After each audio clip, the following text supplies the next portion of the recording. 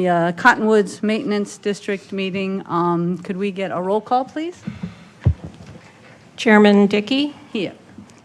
Vice Chairman Spellich, Present. Board Member Friedel, Present. Board Member Grosbowski, Present. Board Member Magazine, here. Board Member McMahon, here. Board Member Charno. Here.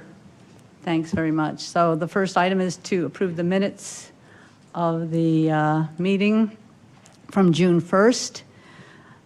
These are not consent, right? We're just going through these, okay, separately. Any discussion on that or presentation or anything? Just a motion or? Well, Mayor, on the next item after this, Yeah, we have a okay. very brief presentation. Okay, well, let's vote on the, I'll move to approve the minutes. Second. thank you. All in favor, say aye. Aye. Thank you. Okay, Grady, next item? Thank you. Yes, Mayor and Council, the District Finance Manager Director will be giving a brief, like when I say brief, I mean like maybe 30 seconds or less presentation. All right, ready, set? No. All right, good evening, Board. As you know, this is Cottonwoods Maintenance District is the only tax levy for this year that will transmit to the Treasurer's Office for collection. As far as these properties, there's 56 properties in the district. They'll each be assessed $110.01 for the next year. That's about $4.50 less than what it was this year. So if you have any questions. All right. Was that under 30? Thank you. All right. Could I get a motion, please? So moved. Is that okay? All right, good. All in favor, please say aye. Aye. Thank you very much. We'll adjourn that meeting, and we'll open our regular, normal meeting. Please stand for the pledge and remain standing.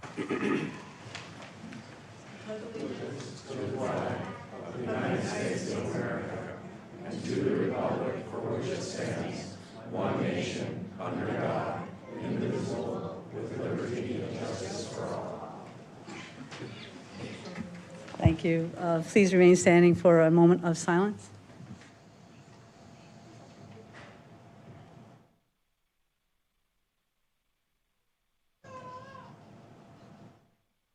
Thank you.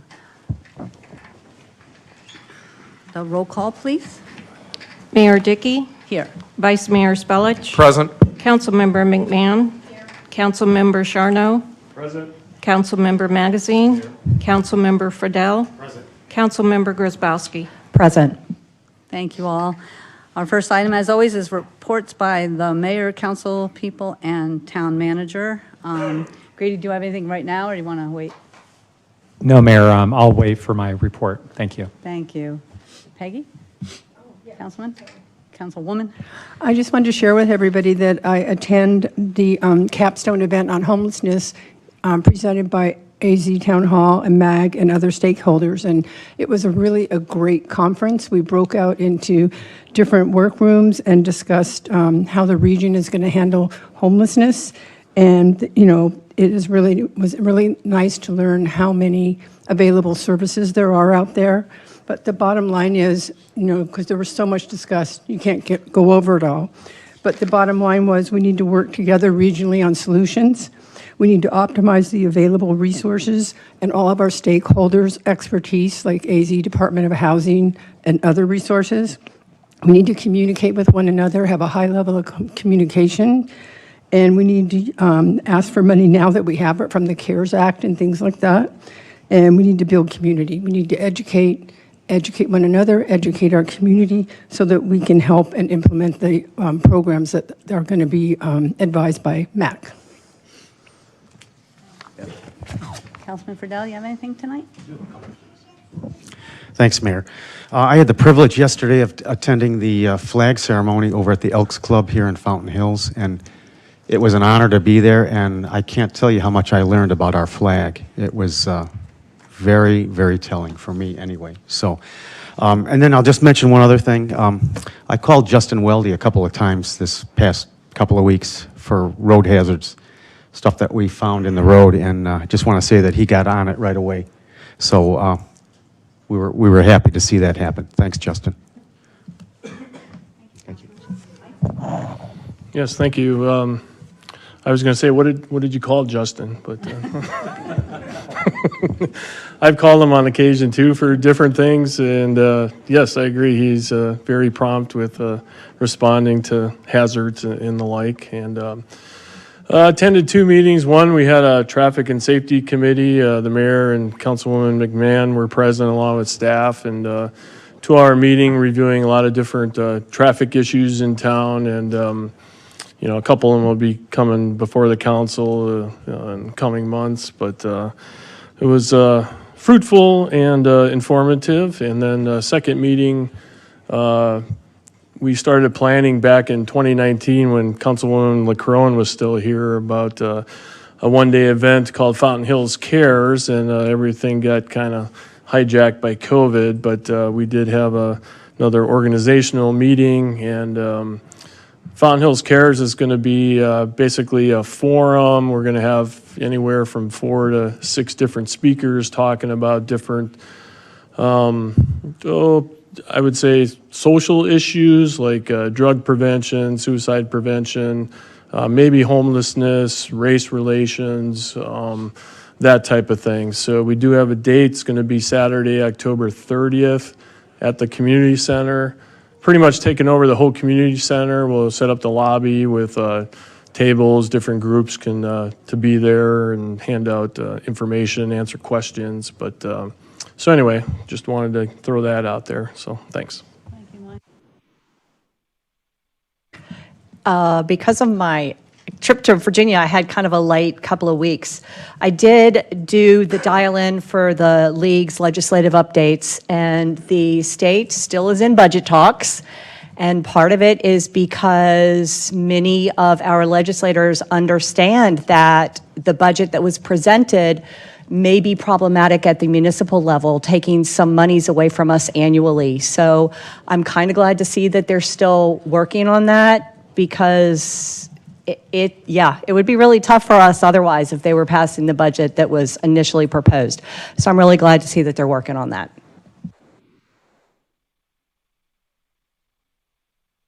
Thank you. So Rachel and I went to present at Grady's Rotary Club, that we were invited to talk about community services and tourism and economic development activities. We appreciate the invitation from Jay Schlum and others. It was a great thing to do. Tomorrow I'm doing a panel for the Greater Phoenix Economic Council mayors. It's for their ambassadors, like, to get their hours in and such. So since it's GPEG, we'll be discussing economic development mostly. They want to know how COVID affected different cities, and so we'll be doing that tomorrow. Last, I want to thank you, Dave, for serving as vice mayor. You're not quite off the hook yet, but by the time we have our next meeting, Alan will become the vice mayor starting on July 1st. And again, we just want to thank you for representing us and doing the work for these 8 months. But this is a, we do it at 8 months and rotate it. So appreciate that very much. And anybody else have anything? No? All right. We are doing our stellar students now. So as I said before, last meeting, we had to put a hold on it. And so we did 3 months last time, and we're doing 2 this month, this meeting for April and May. And we look forward to getting going again next semester, and then we'll do them every month. So as I read your name, could you please come and line up? Angela is coming up, and she's going to give you your certificates. If you're not here, we'll mail it to you. There's some nice things that some of your teachers said about you on the back.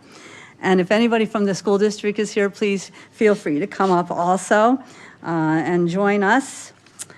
And I'll get started. So we're starting with the April, and we're starting with McDowell Mountain.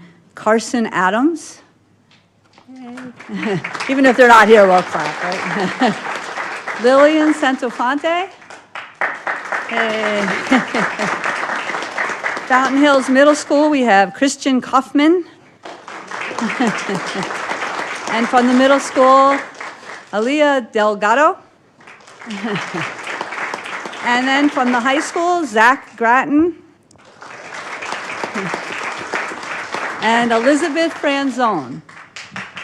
Yay. Now we'll go to May. We have from McDowell Mountain, Addison Schroyer. Oh, somebody just made it here. From McDowell, Jonah Maroon. Fountain Hills Middle School, Elin Haggerty.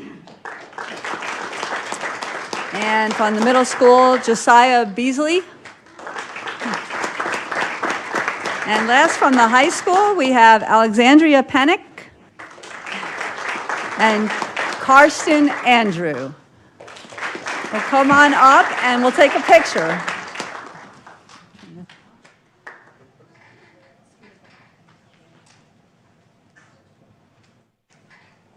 Everybody have your thing? Is this going to work?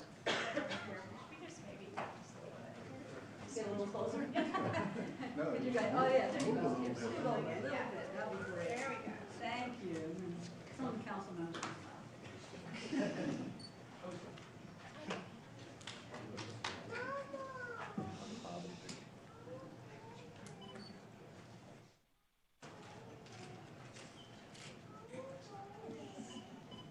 Bunch of good kids.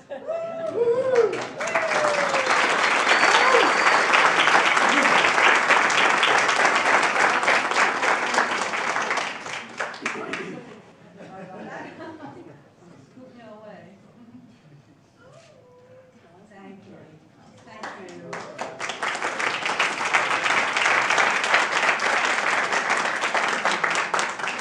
Thanks, guys. Have a great summer. Good job, buddy.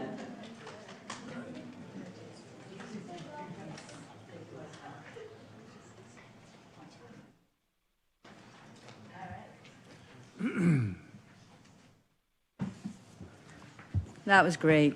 See you in the fall.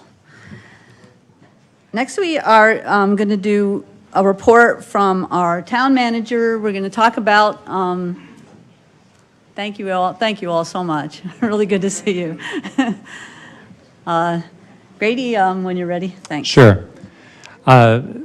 Thank you, Mayor. Mayor and Council, and those of you that might be here in the audience and on TV to listen to this item. So as you're aware, on May 18th, the council, majority of the council adopted the sign ordinance 2021-09, which was designed to address the Supreme Court decision in Reed versus the town of Gilbert. Our sign ordinance had been out of compliance for at least probably 4, going on 5 years. So the council on May 18th, majority adopted an ordinance that was designed to try to get us into compliance. We heard from a number of residents at our June 1st meeting with concerns about primarily the A-frames and temporary signs, but they kind of associated the entire ordinance as something that they thought was bad, and they urged the council to do something about this. So just to kind of give you a little bit of a rundown, so right after that, we had already had meetings set up with internally to look at the biggest contention that we heard on June 1st was that a lot of these small business owners felt that their temporary signs, like A-frame signs around their businesses, would not be allowed anymore. Our Development Services Director will help me go through a presentation that you'll see on the screen that will demonstrate that. But before we do that, we also had a second meeting which we held with the Scottsdale Board of Realty. And at those meetings, by the way, we had Councilmember Friedel was there. The mayor was at both of those meetings, so was Councilmember Friedel. Staff was as well. I believe Councilmember Mike Charnell was actually at the internal meeting to look at the temporary signs as well. So I'm going to go ahead and turn it over to John, and then I have a little bit more information that I'll share. We also, as you know, have a regular agenda item on tonight. It's going to be the first under the regular agenda, which is to basically consider delaying implementation of the recently adopted sign ordinance relating to temporary signs. So we'll have a little bit of a discussion at that time on the balance of this. But with this, I'm going to go ahead and turn it over to the Development Services Director, John Wesley, who has a presentation that will show you visually the areas that we looked at, actually commercial areas of town, where it appears that for the most part, the concerns for most of these business owners should be allayed because there's actually sufficient private property that they can place these signs. There are some others that we will need to be addressing as we go through consideration of amendment in the future on this. But with that, I'm going to turn it over to the Development Services Director. Thank you. Thank you, Mr. Miller. Mayor and Council, good evening. So you've had a portion of this presentation in your packet. I've had a chance to update it a little bit and add to it a little bit, so I've got a few things in here that weren't what you saw before in the packet, but essentially the same thing. As Mr. Miller mentioned, I've had the opportunity now to go around and look at various parts of the town to see where temporary signs may or may not be able to be placed and where we think any actual challenges will happen, and there certainly are areas where challenges may happen. So we start here in the downtown area at the Plat 208 area along Parkview. And we can see on this particular illustration that on both sides of the road, there's approximately 4 feet between the back of the right-of-way and the curb or in the parking areas. So a lot of times in this area currently, you might see some A-frame signs that are out closer to the curb. They won't be able to be that close to the street, but there is room in these areas for most of the businesses to be able to go ahead and place some type of temporary sign out that can be seen along the street. There are places, however, in the Plat 208 area where the buildings are brought up to the street, which is what this particular zoning district allows for. And those locations, as shown with these maps, it becomes more challenging. Some of them have little insets, like this one at the corner where that temporary sign that you can see just outside the right-of-way could be moved back and be compliant, potentially. Wouldn't be quite as visible, but there is a possibility. There are other locations, such as along Palisades, where, again, there really isn't any place for any temporary signs except out in the right-of-way, as you can see with these signs that are placed in these locations. I want to mention here, and maybe I'll remember to say it elsewhere too, in looking at these, I've been focused only on where the signs can go. There may be, in some of these things, we look at temporary signs that might have other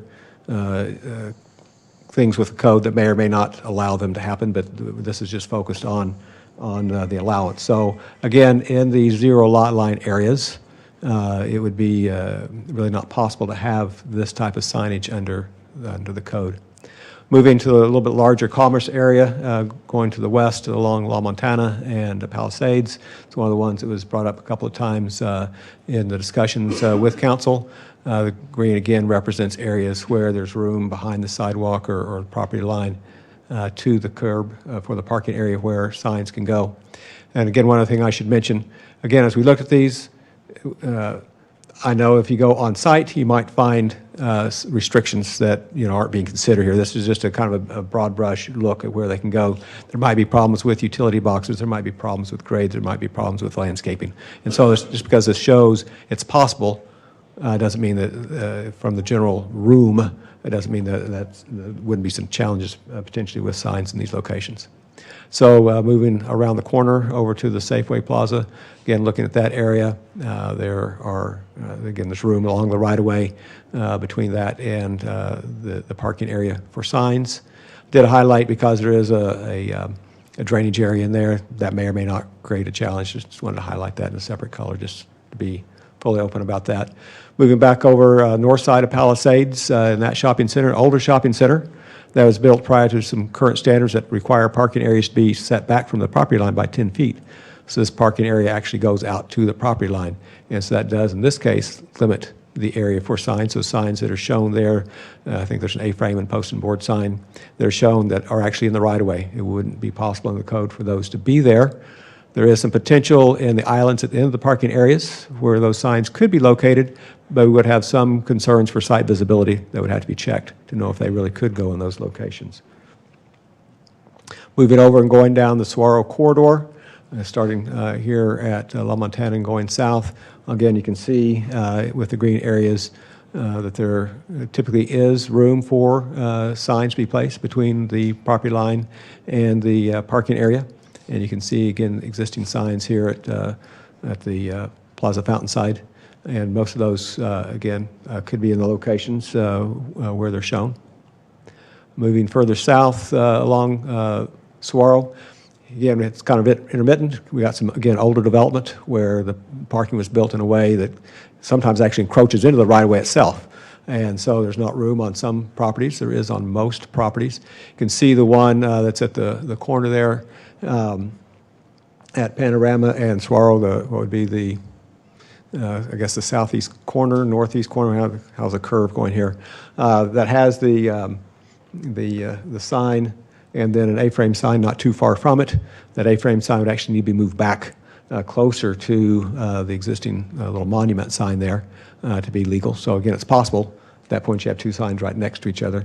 So we just have to evaluate those types of situations. The one in the post and board sign on the lower end there may or may not be in the right-of-way, but there certainly is room, if it is in the right-of-way, to move it a little closer to the wall and make it work. Moving further down to basically the Kings Tree and Saguaro area, we've got this area that's zone CC, and so it allows for 100% lot coverage, allows buildings to be built to the property line. So in the future, on those two vacant lots, if they build all the way out to the corner, like up at the Saddle Bronc, there may not be room for a sign in those locations, but that would be a building choice. Otherwise, along that common parking area, temporary signs can be placed. But as you can see, because of the landscaping, you move it further back if it needed to be in out of the right of way, may be a challenge because of landscaping. Moving on down to Shea and Saguaro, again, there's room at those corners. See existing temporary sign that's often at that corner for the hearing aid place. Looks like it's just into the right of way. Move it to the other side of that fire hydrant, and it would be legal in terms of placement and location. So again, it can work in these locations. Moving over on Shea and coming up that way, on this west side, there's room. On the east side, the right-of-way is back next to the parking, and that wall that's there and the signs that are there currently are out in the right-of-way. That got started pre-incorporation, and so it just is kind of what it is based on the history there. Moving up to the Target Center, and this is a site that could have some challenges because of the wash that's right behind the right-of-way and the slopes that go there. There's some area where signs could go, but again, it may be a little challenging in practice to actually put temporary signs where they would be, excuse me, belong behind the right-of-way. And moving further west to the Fry's Shopping Center. Again, the slopes on this property, even though there's some room along Shea, probably not very visible. Because of the topography, if someone would put a sign there, but as you go internal along Eagle Mountain Parkway, there's room there at those entries for temporary signs. Moving back up north on Fountain Hills Boulevard at Glenbrook, and that shopping plaza that's there. Again, those show locations where signs can be placed. Got this image of an existing sign at that corner of Glenbrook and Fountain Hills Boulevard. It would actually need to be moved back a little bit to be out of the right-of-way, but looks like there's room there for it to be properly placed. And similar as we go further south, usually there's some room. And going further south over here at El Lago and Fountain Hills Boulevard, around that shopping center. And this is now showing both commercial and some residential pieces where, again, there's a lot of area typically for signs. Little challenges. You can see with that post and board sign that's there on a logo that would probably need to be moved back on the other side of that sidewalk to be behind the right-of-way, but still could be done. And again, a little further south, one of the comments we heard was about churches and their ability to put up signs for activities that they have in their area. So again, this is just one example of this one. Shows there'd be a lot of area for that to happen. And those were the examples I have for you. So Mayor and Council, I did neglect to mention that Chamber Director Betsy Lavoie was also at the Scottsdale area of Realtor meeting. I think I've got that wrong. In the Scottsdale area Association of Realtors meeting. She's also offered to help us do outreach with the business community to try to see what we can do to help them with determining what their sign options are. And I call it sign options because I do think that for the most part, a lot of these folks, a lot of these businesses can continue to do what they've been doing, but maybe they just need to have their signs set back a little bit further than what they've been doing.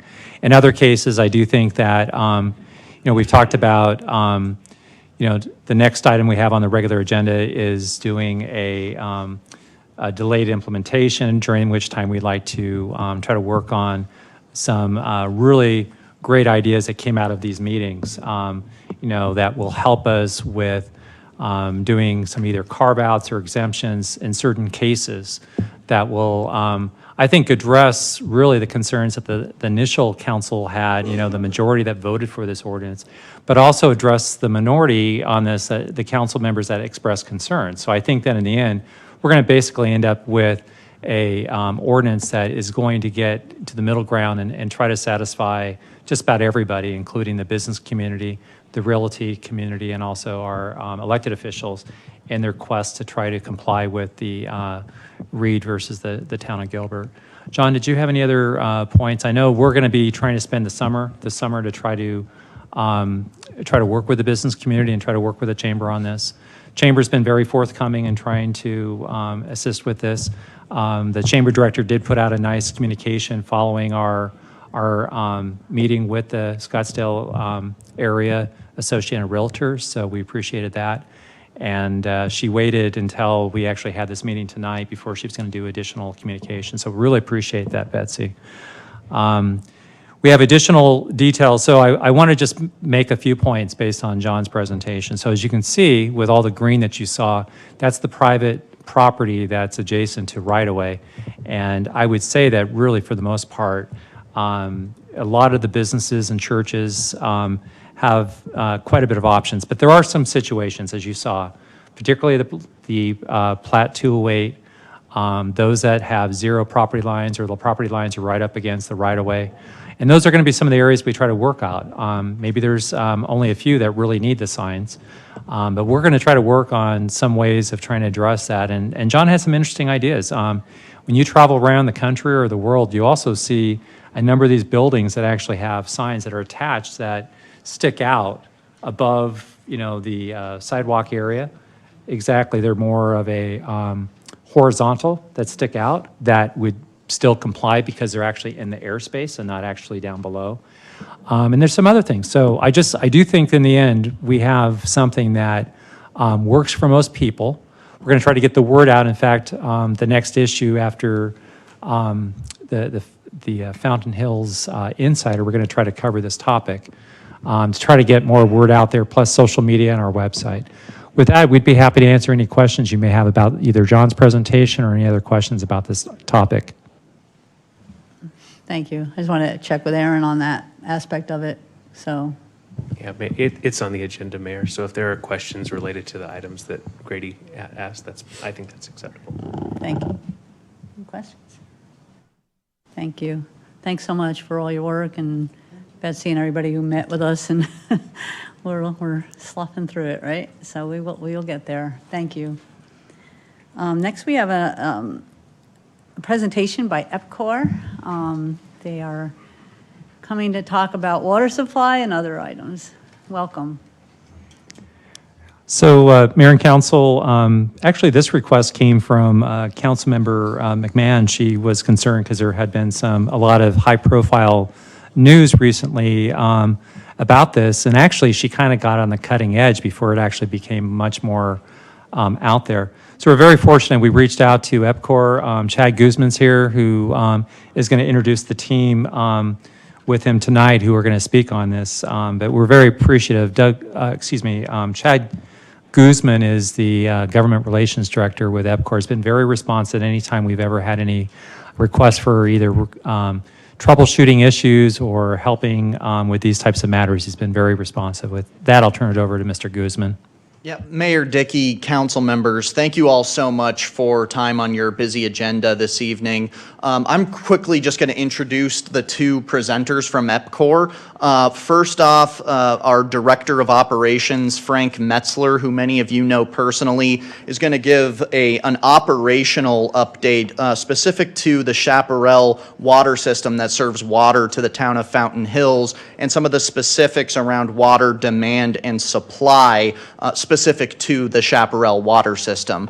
And then our Manager of Water Resources, Doug Dunham, is going to give the broader water resources perspective for the state of Arizona, the drought contingency planning that has occurred over the past several years that he personally participated in with the governor's office and many of the other stakeholders around the state of Arizona. Doug has several decades of experience in water resources, working for the Department of Water Resources, one of the foremost experts on water policy and water resources in the state of Arizona. And he is a resident of the town of Fountain Hills as well. So, with that, I'm going to hand it off to Frank first. I think we had a PowerPoint presentation as well, if it's... It should be on the desktop. There it is. Awesome, and thank you again for your time this evening. Good evening.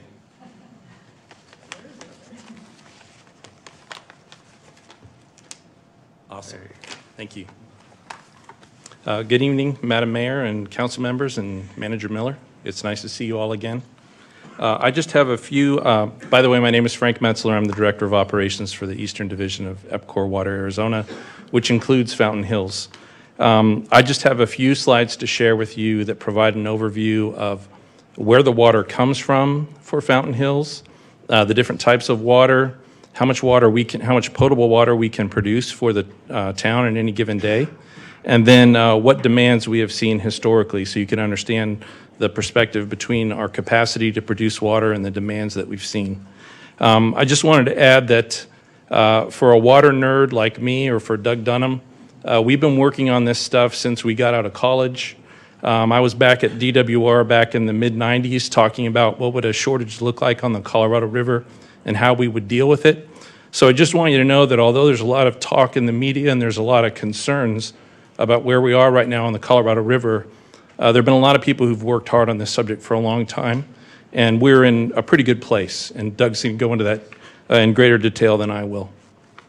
You're going to hear a lot of numbers and facts, but the take-home message, if you don't remember anything else from our presentation, is that things aren't as grim as they sound in the media. Right? Now let me see if I can figure out how to navigate this. All right. Okay, so quick overview. Here is a map of the what we call the Chaparral water system, which is essentially the Fountain Hills water system. Just a couple things to point out on this map. The majority of water for Fountain Hills comes off the Central Arizona Project. And if you look in the lower left-hand corner of this map, you'll see the blue line, which represents the Central Arizona Project, and you'll see our pumping station where we pull water out of the canal.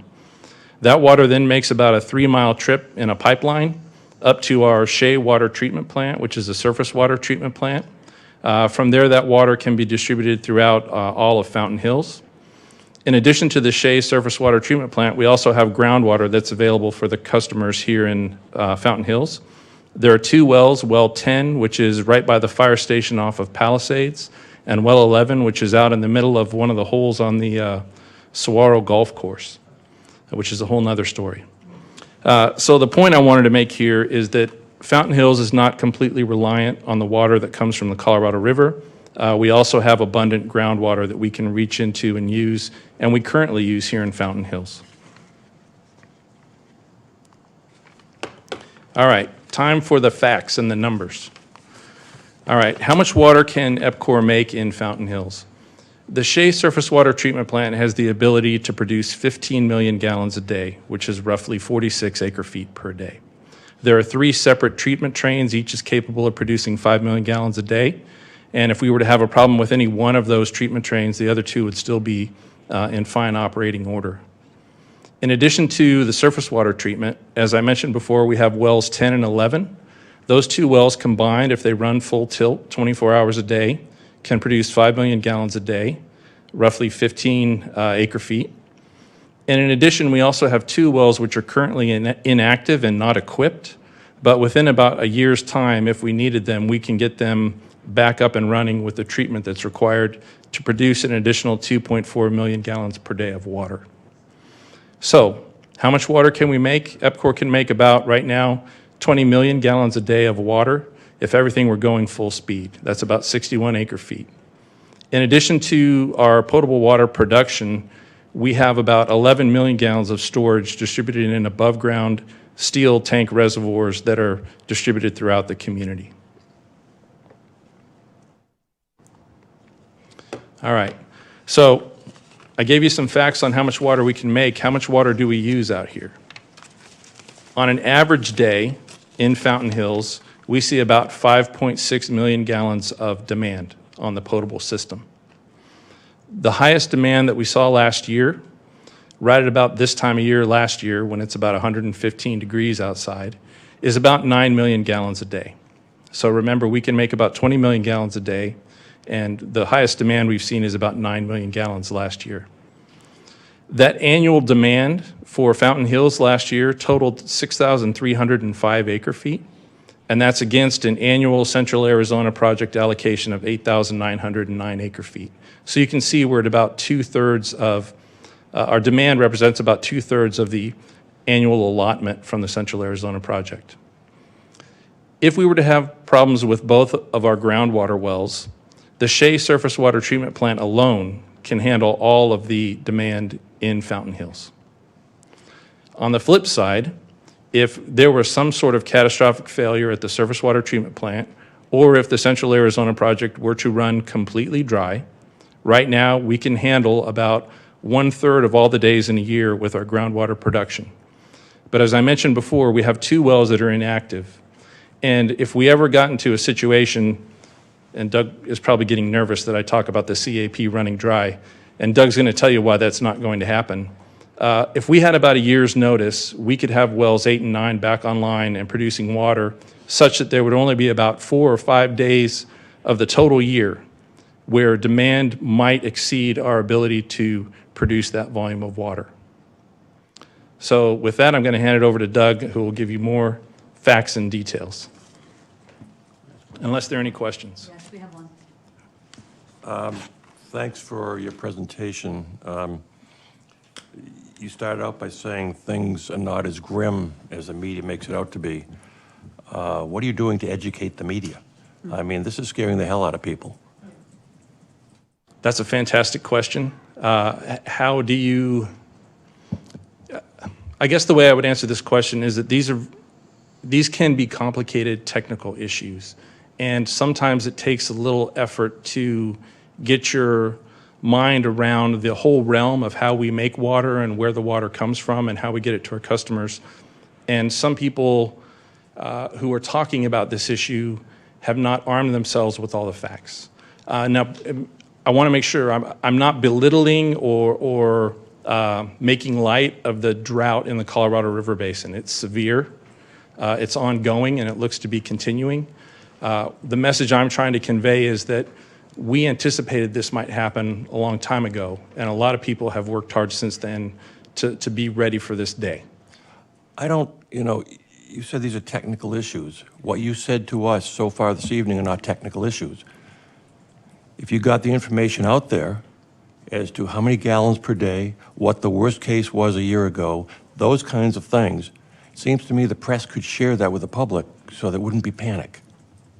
Well, I'm here tonight. We're here tonight to talk about this. I know that there's a member of the media from Fountain Hills who's in the back of the room. We'd be more than happy to work with the local media to get out the message that we're sharing with you this evening. Well, I would also say the Republic.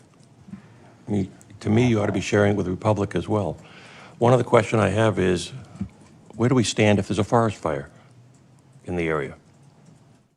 So we stand ready with the hydrants that are in the Fountain Hills system to provide assistance to both internal and external fire departments. We had a situation up in Anthem last year about this time where we had assets from all over the state and federal assets that were using water from the Anthem system to help suppress a fire just south of Anthem. We're ready and open to provide water whenever it's needed to help with fire suppression. Well, you said last year the highest amount was 9 million gallons per day, correct? Yes, sir. What might it be if there were a forest fire? And if your maximum is 20 million, if you had a sizable fire, for example, around Fountain Hills, have you done any estimates as to what it would take to deal with it? Yes, so the fire hydrants and the pressures that we maintain in the system are coordinated with developers and with the fire department to ensure that we can deliver what's called minimum fire flow volumes anywhere in Fountain Hills if there's a fire. Now, when you get into wildfire and fires that are outside the borders of Fountain Hills, it gets more complicated. We've all seen some of these fires lately, and you can, I don't even know how much water they use to put those fires out. All I can tell you is that we'll do whatever we can, and we'll make as much water as we can, up to 20 million gallons a day, to help provide that water to suppress the fires. Yes, thank you, Mayor. Well, I mean, I think it's fair to say with fire suppression, I mean, we've had a fair number of wildfires in the area, and I mean, they're using helicopters that dip down into lakes all over the region. They use fire retardant, which isn't water. I mean, there's, you know, it's not like they're tapping into hydrants all the time and fighting fire. So I think there's, you know, to your point, Alan, there's a lot of other issues involved that I don't think would be worthy of, you know, concern. A couple of questions. I was wondering, as far as the wells 8 and 9, I mean, what would it take to trigger, you know, kind of bringing one or both of those back? I mean, a year is a pretty long time, so you'd have to know quite a bit, you know, ahead of time that would be needed. I mean, what Right. would it take to have EPCOR do that? So the way this would work is that Doug and his coordination with the Department of Water Resources and the Central Arizona Project are constantly updating the models that tell them what the situation looks like on the river and what levels are in Lake Mead and when those various levels trigger different amounts of shortage. I would sit down with Doug and we'll talk about if this drought continues and it gets more severe. All of these things are bureaucratic processes that involve the state and federal government. So a 12-month planning horizon on these kinds of issues is not an inordinate amount of time. Okay. And what we would do is, if it looked like we were going to get to a point where there was a concern about the volume of water that could be delivered to Fountain Hills, we would design and equip those 2 wells to treat for nitrates and arsenic, and put large enough pumps on them to make sure that they can produce the volume of water that we need for the community. Now, You're pretty sure those wells are still viable in terms of being able to draw up water? I mean, if you haven't used them? So wells 8 and 9 were drilled at the same time as wells 10 and 11. They just don't have the equipment that we have on the other wells. And the reason why we don't go out and do that today is because if we spend that money, which would be millions of dollars, that immediately goes into rate base, and that's a cost for the customers here. Sure. So we only want to do that if it looks like it's essential. Right.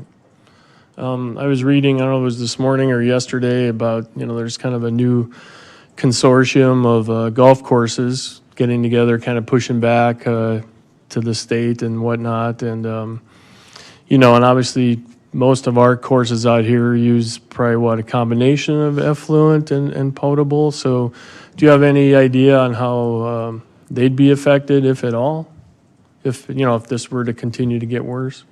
So once again, that's a fantastic question. It's a very politically sensitive question. My understanding, and I apologize, I'm not 100% certain, is that the golf courses in Fountain Hills do not rely on our potable water, that they have other sources, whether it's reclaimed or their own wells. So I'm not ready to stick my neck into that fight right now. Yeah, I don't blame you.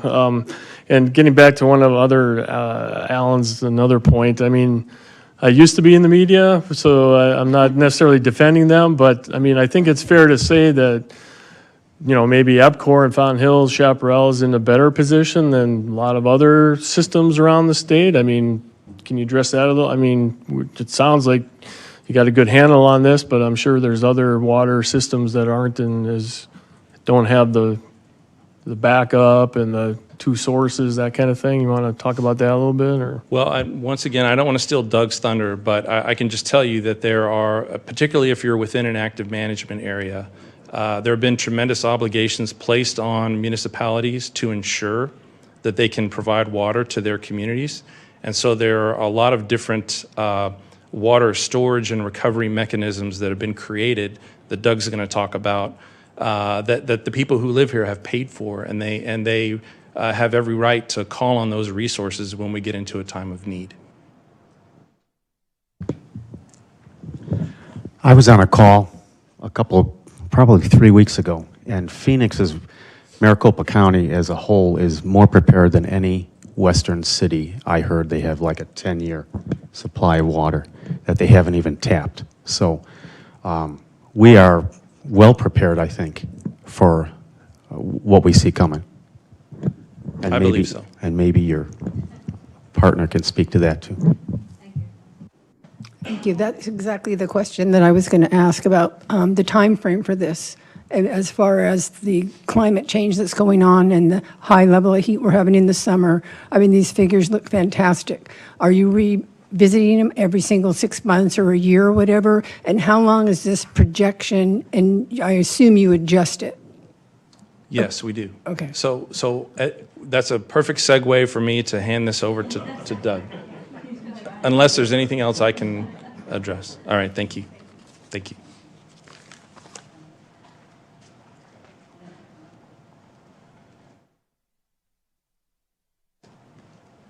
All right. Thank you, Mayor, Council. For the record, my name is Doug Dunham, and I am the Water Resources Manager for EPCOR USA. And as Chad mentioned earlier, I am a Fountain Hills resident as well, and I've been here about 26 years. So seen the town grow, and I kind of know Mayor Dickey and Michael pretty good, so nice to see some friendly faces here. I used to be the legislative liaison for the Department of Water Resources, so it's nice to get in a friendly crowd instead of down at the legislature. So. Not done yet. True. Just real quick, I thought I'd do just a quick overview of who we are.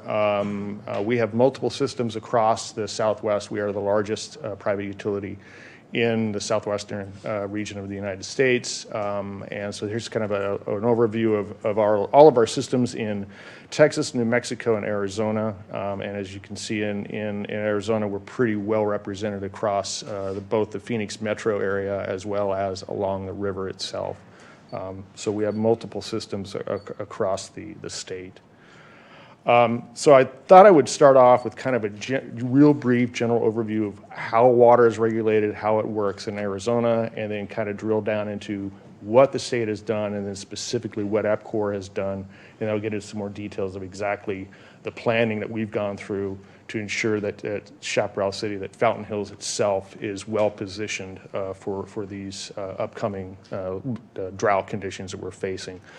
And I think one of the large takeaways I want everybody to walk away with this evening with is we knew this was going to happen one day. We saw it coming, and we've spent decades planning for it. So this is not something new. It's not a quick thing that just jumped up at us. And we continue to plan to make sure that this is something that is manageable. So the main sources of water in Arizona are groundwater, surface water, so that would be like the SRP system, Salt Verde River waters, and Colorado River water. Colorado River water, we usually break that up onto the main stem system, so that's water use actually on the Colorado, so cities of Yuma and Bullhead City and et cetera. And then the Central Arizona Project water that's brought into the central part of the state. And then our only growing source of water is reclaim. I always like to show this graph. It's my favorite graph on the water management success of Arizona. As you can see, the water use today is actually less than what we were using in 1957 on a statewide basis. So this is a direct result of all the conservation programs the state of Arizona has put in place. You can see that our water use is actually 1% less than what we were using in 57, whereas our population has grown by over 500%, and our gross domestic product has increased by over 2,000%. So you can put these programs in place and not harm yourself economically, and you can continue to move forward. And one of the other contrasts I'd like to talk about with folks too is that Arizona has chosen to do the conservation programs behind the scenes. So they tell the water provider, these are the goals you have to meet. And then the water provider knows their customers, knows their systems, and they can pursue how to implement these programs instead of strictly a state down, you have to reduce by a certain percent like California tends to do. So, and the other thing I'd like to point out on this graph is you can see the inflection point there on the actual demand number happened in 1980. And that was the year that the Groundwater Management Act was passed, and it was the year that the Department of Water Resources was created, and that's when all of these conservation programs first started. So, generally speaking, the overview of the Groundwater Management Act is that first of all, it created the Department of Water Resources, and they are the water manager for the state of Arizona. The goals of the Groundwater Management Act were to control the severe groundwater depletion that was happening during the late 70s and started in the 50s through the 60s. It provides a means to allocate Arizona's limited groundwater resources. It augments the groundwater supplies throughout the state, and then it preserves groundwater for use in times of drought. So basically, we look at the groundwater as our savings account and not to try to live off of that all the time. Rely on your renewable supplies, but then when those get into drought issues, you can turn back to groundwater to help you through those dry periods. So we happen to live in one of the 5 active management areas within the state that was created under the Groundwater Management Act, and there are certain requirements that occur in those AMAs. The number one being the Assured Water Supply Program. I call it the crown jewel of the groundwater code. It's near and dear to my heart. I was the manager of that for like 15 years, and it's a really important program. What it does is it requires that any new development, any new growth in the AMAs has to show that you have a 100-year renewable water supply.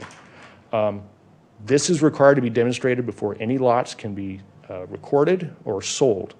And the Chaparral City Water System is currently designated under this program for a 100-year assured water supply. The other key program in the AMAs is the Recharge and Recovery Program. So what we do is we take renewable supplies when we have that, we have extra supplies, we store that underground for later recovery when we need it in times of shortage. And another key program entity that was created was the Arizona Water Banking Authority. And what they do is they go out and obtain extra supplies when available, store it, and then that is made available for any CAP water customer like ourselves in times of shortage. So really quick, the Storage Recovery Program, it's been in existence since 1986. It's, again, additional drought insurance for us. To date, there have been over 3 trillion gallons of water stored in the state of Arizona. That's enough to serve the city of Phoenix for over 30 years. Waters that are stored are CAP water, reclaimed water, and then on an annual basis, you can store and recover surface water. A little more detail on the Arizona Water Banking Authority. It's housed within DWR, but it's a separate entity. This acts as an actual storer of supplies. A lot of other states have water banks, but they function more as a trading center between trading rights around. We actually take water and store it underground. It is supported by state funds, and it provides backup during the droughts. It provides some of the backup for some of the tribal settlements, and it also is the entity. We have interstate agreements with the state of Nevada, and we store some of their extra water here in the state of Arizona. Again, in times of drought, Nevada would pay us to recover that water, and then Arizona would leave some of our allocation for the state of Nevada to use in times of shortage. To date, they have stored over 4.4 billion acre feet to back up supplies for CAP customers. Then lastly, I want to touch on CAP priorities. We have heard that there are shortages coming and there's going to be some impacts to current CAP customers. Within the CAP system, there are different pools, and those pools are different priorities. So the highest priority is the municipal and industrial pool. In total, EPCOR has about 30,000 acre feet of M&I CAP water for our systems across the metro area. Of that, Chaparral City has 8,909 acre feet of CAP allocation. So then there's some of the lower priority pools, the non-Indian ag pool, the ag pool, and in the access pool. So some of the shortages you'll be hearing about, that hits those three lower tiers and does not touch any of the municipal provider highest priority pool. So along with this planning, we also conduct a lot of conservation efforts. So the company has, you can get on our website and order for assistance. We'll be glad to help you out. We have self-audit kits. We have interior low-flow retrofit kits. We have landscape watering guides, desert landscaping guides, leak detection assistance we offer. And we are rolling out a new billing system whereby customers can actually sign up and you can link your mobile devices to that, and it can alert you if there's a bump in your water use, perhaps you've sprung a leak. So that gives you a notice ahead of time so it doesn't just surprise you on your bill. So that's a voluntary program that the customers can sign up for as we move ahead on our more advanced billing technology. Another thing I want to point out too is one of my employees, a water resources conservation expert, is actually going to be out here at our demonstration garden here in Fountain Hills in October and November, partnering with some of the folks out here to give a series of demonstrations on conservation gardening and landscaping. So look for that coming up. So what the state of Arizona has done looking forward. 2 years ago, there was a recognition that the levels of Lake Mead were continuing to drop.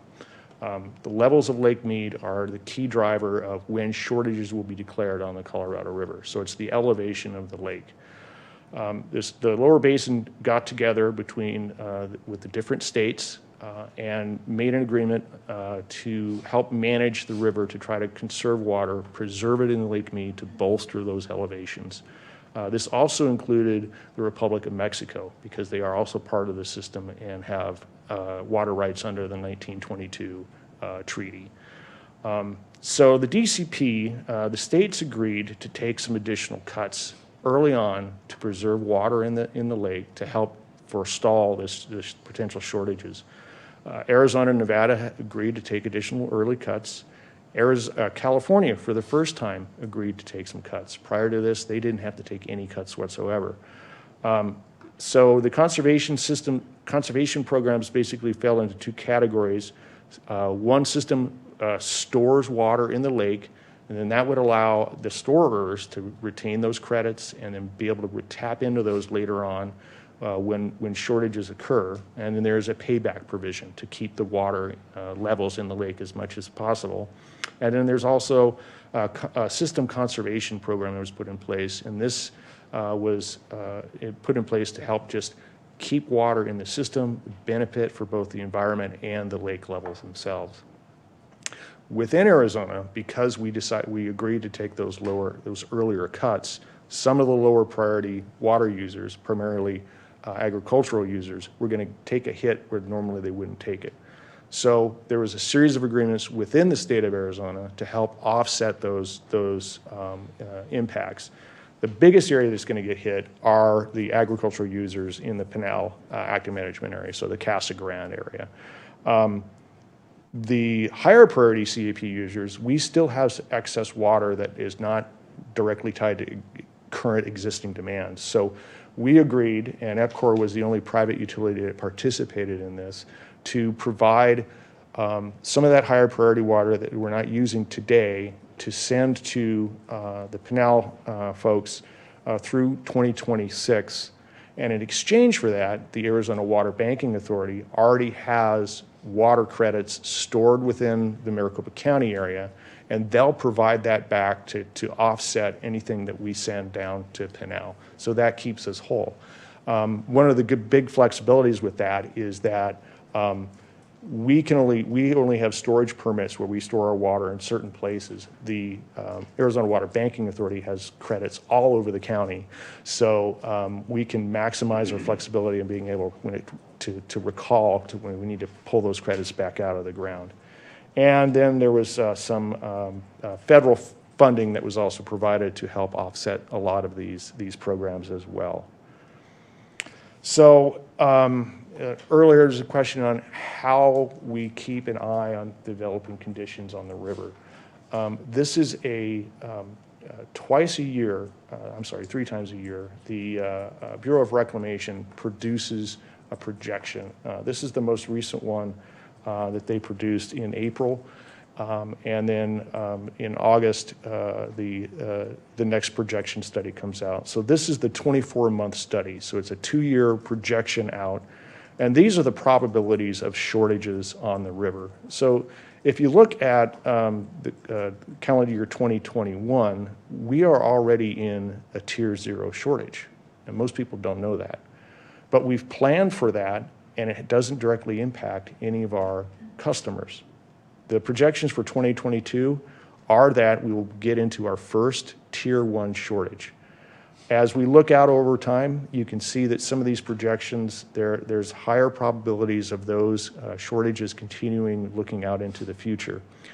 And there are 2 sets of numbers within this graph. The dark black numbers are using the full historic record going back in over 100 years of Colorado River flows. The orange is called the stress test hydrology, is just using the most recent 20 years, and that's some of the most driest periods on record. So we tend to try to look at that one because it paints a worse picture than the full historical record. And so that's what we use to peg to our planning scenarios on what do we actually need to plan for to offset potential impacts. So our specific activities that EPCOR has been doing fall into this list here. So we maximize the use of reclaimed water. So we store and recover everything that we can that we produce. We maximize the use of our municipal and industrial CAP allocations, again, saving the groundwater for later use. We are working with the Arizona Water Banking Authority on infrastructure to help in times when we actually start to need to recover water. We are continuing our conservation programs.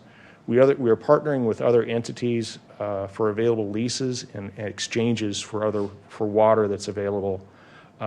We are continually upgrading our well infrastructure, and then we are participating in the DCP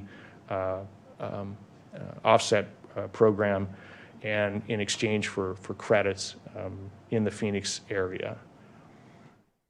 So thought I would do another Shap City by the numbers, so kind of give you an idea of what our total planning demands are versus what we see our actual use. So our CAP allocation is 8,909 acre-feet per year. A study we did with DWR a few years ago determined that there is 8,695 acre-feet per year for 100 years of groundwater available in our footprint here in the Fountain Hills Subbasin.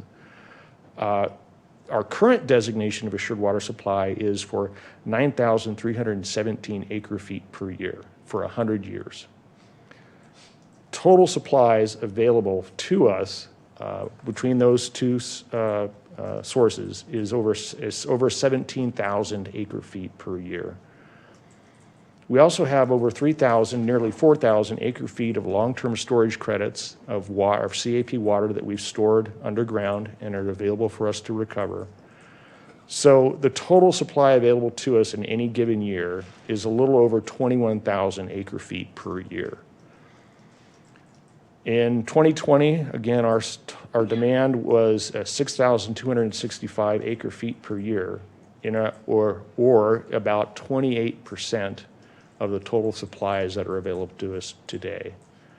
Our designation is good through the year 2034, and the expected build-out demand in 2034 is a little over 9,000 acre feet a year. So our total supply portfolio far exceeds what we expect to grow into for the foreseeable future. And with that, I'll take any questions you may have.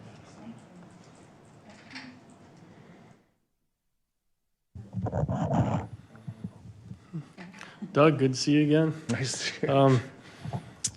So I can keep my pool for a while then yet? I don't have to fill it in quite yet? Is that Yeah, what you're I saying? think that's a safe bet for a Okay, while. all right, great, awesome. I think you can use some lake water or something to fill it, though. There you go, yeah, maybe you'll get some cheap water. Just on that slide with the 1957 comparison, I know you mentioned it was basically conservation, but wasn't a lot of that, development taking over agriculture land? I mean, wasn't that the hugest part of it, or? There is a very large component of that is the urbanization of ag. An acre of houses uses less than half of the irrigation demands of an acre of cotton, for example. But with that said, there is a huge change in our urban demand. It's much lower than it used to be. All of our appliances are much more efficient. Our, the shower heads are low flow. All those kinds of things.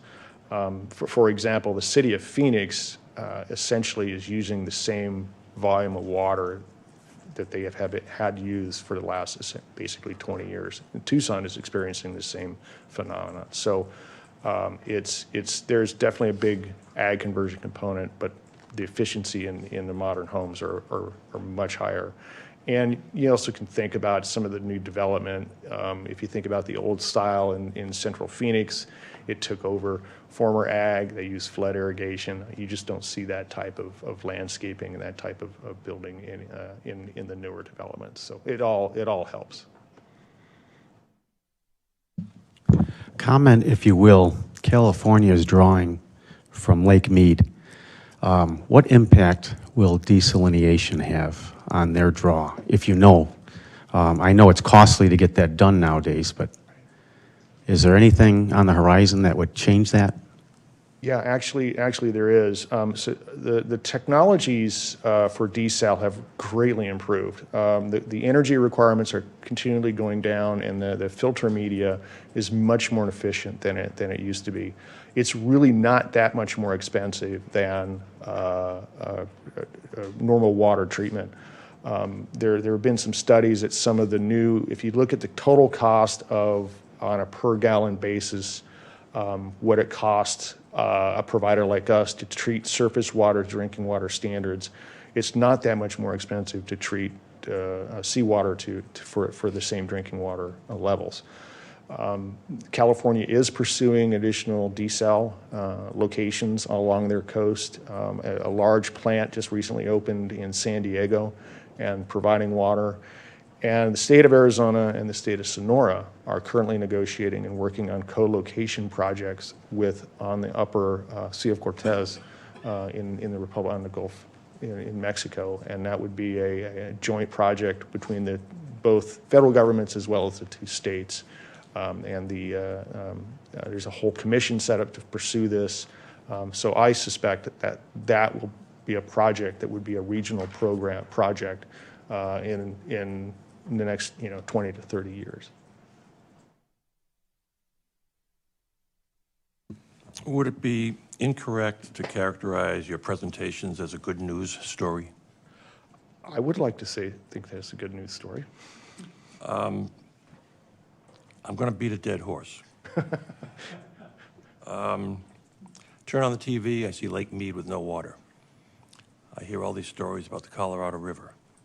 I read stories in the Republic especially about how everything's going dry and we got major problems. What are we going to do with it? Woe is me.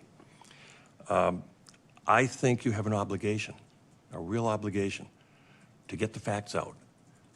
Whether it's to sit down with the media, brief the media, whatever you have to do. But I know a lot of the press doesn't like good news stories. But with everything we're hearing, it's not pleasant. And people get upset by it, including my own wife. Says, what are we going to do? I find this information stunning. I'm really pleasantly surprised by it. I just urge you to get the word out. Do whatever you have to do.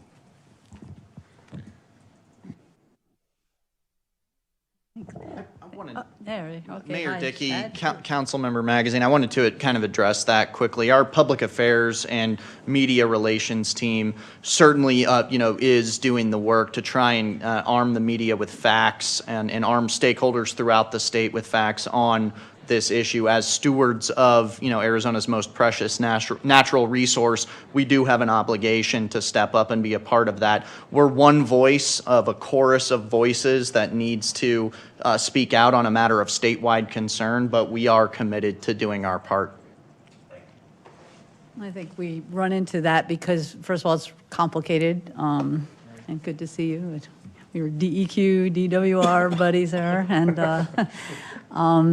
but again, there are parts of the state that have more issues, and then so we're hearing about Chaparral and EPCOR, and we really appreciate it. When you mentioned the desalinization, so are they still doing that in Yuma, or are they still looking at setting some kind of a plant up there? Is that what you meant? The Yuma desalter is constructed. It's Bureau of Reclamation. Its primary job was to lower the saline content of the lower Colorado as required under the 1944 treaty with Mexico. It's only run a few times. It's really old technology, rickety. I think the last I heard from Reclamation, they could run it maybe a year, maybe two, and then the filter media would be shot, and it's not manufactured anymore. So, okay. So California is looking for specific potable desal sites, and in the Mexico site would be a potable supply as well. So there is the salinity management programs have been pretty successful, so the desalter hasn't needed to be run for that. There is some thought, if the drought continues, that it might be worth it to at least buy us that supply, to offset some of the demands that the desalter could use, and it might be worth to run it for the year or two that we could get out of it, and then we'd have to look at something else. But yeah. It hasn't. That's still one of the many tools out there that they're still thinking about. Okay, thank you. And then I forgot, looking at your map, do you operate in Gila County? No. Okay. No. So are they, it's been a while, do they still have any kind of restrictions on home building or developments up there, or they've kind of, I know they had a new water board there, and they were able to make some progress, and because again, there are some parts of the state probably that are still looking at issues like that, and I wondered about them. Yeah, I don't know what specific systems up there you're referring to, but yeah, there are a lot of areas of the state that are 100% groundwater dependent, that don't really have the redundancy that we have here. Yeah. And the groundwater reserves in some of the areas are much smaller, so it can be a challenge. There can be areas even within our Maricopa County where you've got development that's happened without a central provider on exempt wells. Each individual has their own well, or they're hauling water, and those areas can be stressed pretty quickly if there's under drought conditions. And last, I guess some of those areas have developers then looking at different ways of using water and able to get more homes built or whatever, if they recycle or do some other things. But it sounds to me from what Alan said and from what you're presenting to us that we're well taken care of, and I'm not surprised that you were looking into the future. We live in a desert, obviously, and we're really, really happy that you were able to come and present to us and give us all this good information.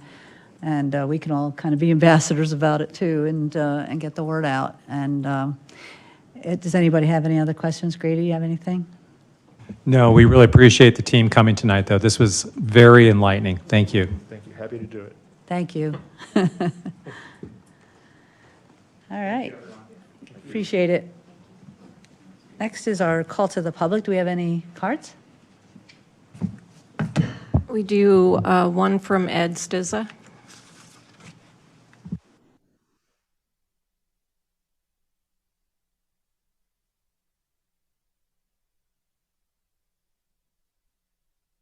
Good evening, Mayor Dickey, council members, staff. I came here to talk to everyone about the crosswalk at Tower and Chaparral again. And it was nice to hear the level of detail that was going on for that. Hopefully that continues, like with the signage, and hopefully all this information gets out to the public.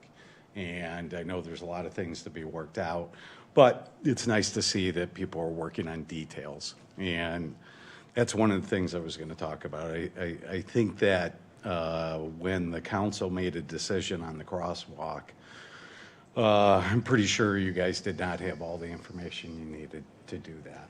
And I'm a little bit concerned about that. And one of those is a traffic survey and study.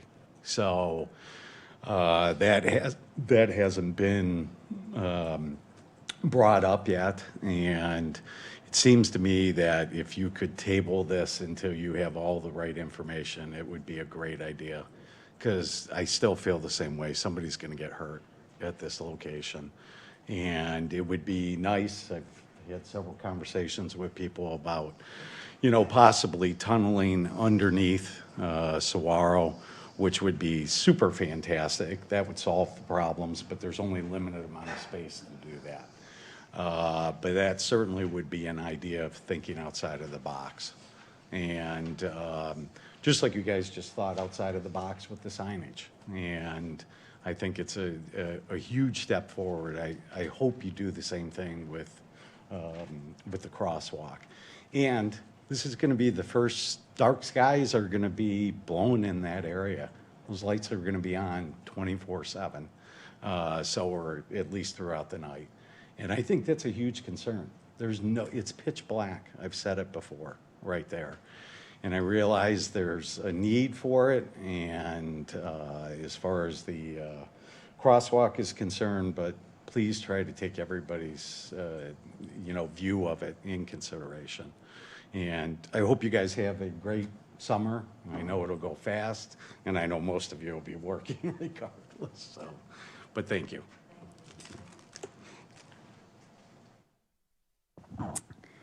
Next, we have our consent agenda. Unless anybody would like to remove anything, we can take a motion to approve. So moved. Second. All those in favor, please say aye. Aye. Thank you. So we're going to do A. We're going to talk about the sign ordinance, and then we're going to move 8H up, right? Okay. That's correct, Mayor. All right, so let's do 8A first. Consideration of delaying implementation of the sign ordinance relating to temporary signs. Grady? Thank you, Mayor. So as was mentioned during the town manager report earlier in the evening, I did mention that there will be an item on the agenda, which was this item. Staff believes that delaying the implementation of the temporary sign regulations is a positive role to take at this time.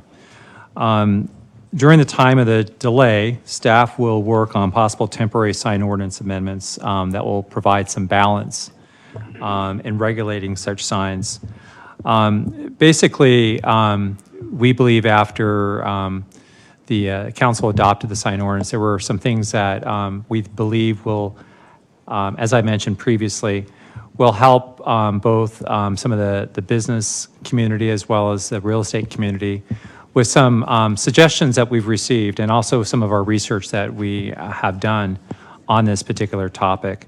Again, the rest of the ordinance after the 17th will be fully implemented. So we're only talking tonight only about the temporary signs, which include A-frames and also the temporary signs. What we are suggesting is that staff will work through the summer and will go through planning and zoning, which will then go through a number of public meeting notices and public hearings that will involve both the business community and residents to be able to participate on this topic. And then ultimately it will come back to council for your consideration and possible action. So I'd be happy to answer any questions that council may have at this time. I have a question. You're requesting that we delay delay in implementing the temporary sign. How long are you proposing that occurs? Is it to October? And if and when an agreement isn't reached, is the sign ordinance going to automatically revert to how we voted on? So what's the period of delay? Okay. John, John has a pretty good handle because he typically works through a number of these items. As you recall, the original sign ordinance went through the P&Z process last year, but it was a comprehensive, I wouldn't say it was an amendment, it was actually a redo. John, what do you think, based on the summer and working on this diligently, how long do you think it would take before it may arrive back on the dais for the council to consider it? Mayor and council, I would hope that we could have something ready for P&Z consideration by their meeting in September, which could have us back to council then in October for your consideration. And so that's kind of the time frame for basic review and hopefully resolving any of the issues. From there, depending upon where we go, we could continue to look at a phased approach to how we would implement the code. And then John, just for maybe the sake of all the council here and maybe people that might be here in the audience and watching on TV.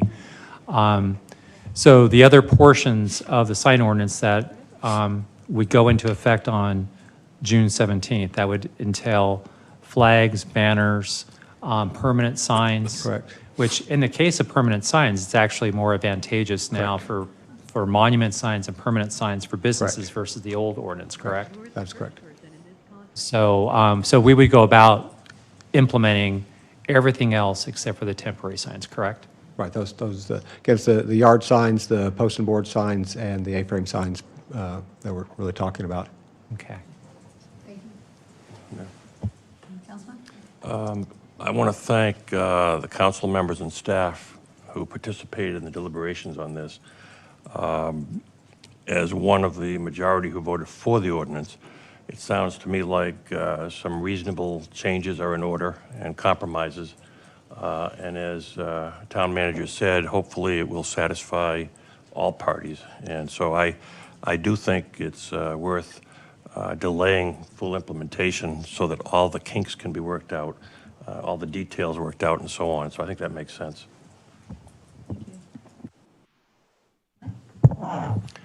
Yes, thank you, Madam Mayor. Somewhat confused on your initial town manager report, that you did initially. The last bullet point says any proposed sign ordinance amendments will be discussed at a town council meeting in the fall before returning to P&Z for modification. So that's a really good point, and if you look at my notes, I crossed that out tonight in my presentation or my discussion. That was the original plan. Okay. But in talking to the mayor and logistics, it seems to me that is going to add additional time and delay on this. Right. And so I think in terms of what I'm hearing, it seems like the council wants to kind of get moving on this, but that would have probably caused a little bit of delay because we might have had some further concerns and such. The other thing was, originally before this item, before you was brought on, I was going to do all of this through a report from town manager. And that was all going to be discussed, and we were going to try to address this, and then it appeared that it might be actually better to break this off separately. So this report was revised just prior to the meeting. So it's a good point that you brought up. So just that piece of paper in front of you is revised with the. I'm sorry, the agenda was already out there, it was already public, I couldn't do anything I'm about it, just but kidding. I do, it's a very Just giving savvy you- point you brought up, because I purposely crossed that out, so I would not be bringing that up. Well, I just wanted to clarify that before we proceed, because, I just didn't want, just want to make sure what the procedure was. Yeah, I appreciate that, Councilmember, Yeah. and that's why I had John come up to kind of explain Yeah. the timing on how this would work. Yeah. And, just for information purposes, I mean, what happened this last time is whatever P&Z approved, once it got to the council level, it was ultimately changed, and that potential is always still there, of course. I've been kind of disappointed in the reaction, the overreaction. Obviously, I think the impact is a lot less than what's been portrayed out there. That's been a disappointment. The name calling's been a disappointment.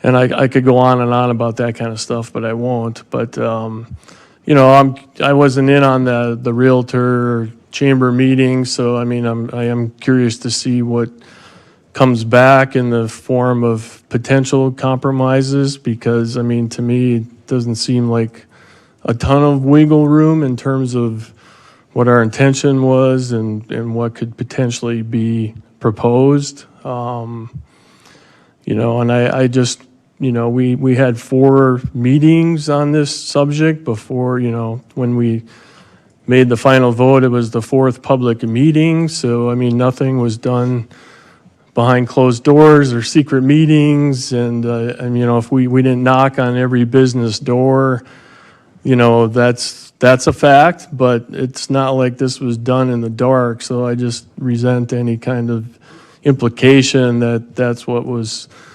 happening, or that we were power hungry or wanted to exert our authority over anyone. That's just so far from the truth. I'm willing to look at proposals. Again, a compromise means that not any party gets what they want. So I'm not inclined to go back to the way things were. That's why the vote ended up the way it was. I tried to broker, 10 feet and make it a little easier for staff that didn't fly. So at the end, the vote was what it was. So I'm open to suggestions, but I don't want to go back to how it has been out here.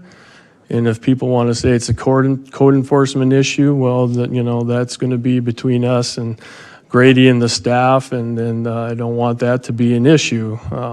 So I'll just leave it at that for now. Thank you, Madam Mayor. I wasn't going to speak, but I will now.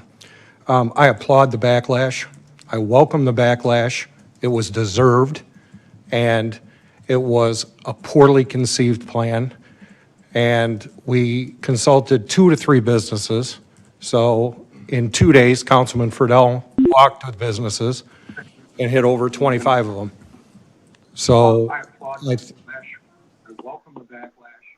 It was deserved. Hello? So I thank the business community for stepping up. I thank the Chamber of Commerce, Betsy, for stepping up. I applaud Councilmember Friedel's initiative to go out and meet with these businesses. I'm sorry I couldn't join them because of my job, but I would like for this to be extended and researched more, in which Grady and the mayor have committed to. So I think that the community rose up, and I appreciate it. I agree with both gentlemen that just spoke. While I like the backlash and the fact that people spoke up, what I don't like about it was the name calling and accusing. I actually have been spoken to by a couple of business owner friends that were like, "You should have let me know it was on the agenda." It's public on the town's website. I have a lot going on in my personal life. I can't make it a point to call every business owner that I know to let them know they need to be at Tuesday night's meeting. I apologize for those people that don't stay on top of the agenda to see that these things are there. So I agree with both gentlemen. I do like that people spoke up, but you guys need to understand and take a little bit of responsibility to check the town agenda and not rely on us to come knock on your door and let you know that this is getting ready to happen tonight. And like Mike said, I mean, Councilman Charno said, this was 4 meetings that we discussed this at. I also agree with Councilmember Charno's comment that this wasn't behind the scenes. Again, it was 4 public meetings. They were all posted online for you to know that they were there. And I know as a business owner, it's hard to stay on top of your own business and your personal life and any medical issues you or your family members may have, as well as on top of the council agenda, but that is why it's published. Thank you. Thank you, Councilwoman. Councilman? I just want to say that I think we all found out something here. You know, it will affect some businesses. We didn't know that initially. So compromise will be worked out. I'm glad that we heard from everybody, and I'm glad that people got involved, and a lot of work went on, and there's still a lot of work left to do on this, so I appreciate everybody's effort. Thank you. Well, so obviously I'm going to agree that we didn't do anything behind closed doors, and not only did we have 4 meetings about it, but this has been in the works for 4 years because we knew that our sign ordinance was not complying with the Supreme Court decision. We can't regulate signs based on content, period. So if you're a realtor and it's an open house sign, we want to make a suggestion or an exception, we can't. So everything has to be across the board. We had several meetings. After planning and zoning met, everybody knows the next step is it comes to the council. So that meeting, when it first came to the council, was the best chance to come and speak. We really didn't hear from people till after the vote in large part. So there's a lot of that to go around to just be aware of what's happening in town. I would not agree that I learned that businesses were going to be affected. I knew that some businesses would be affected, and from day one I said we'll talk about permitting, we'll talk about where, Plat 208, whatever, would there be a chance to have exceptions.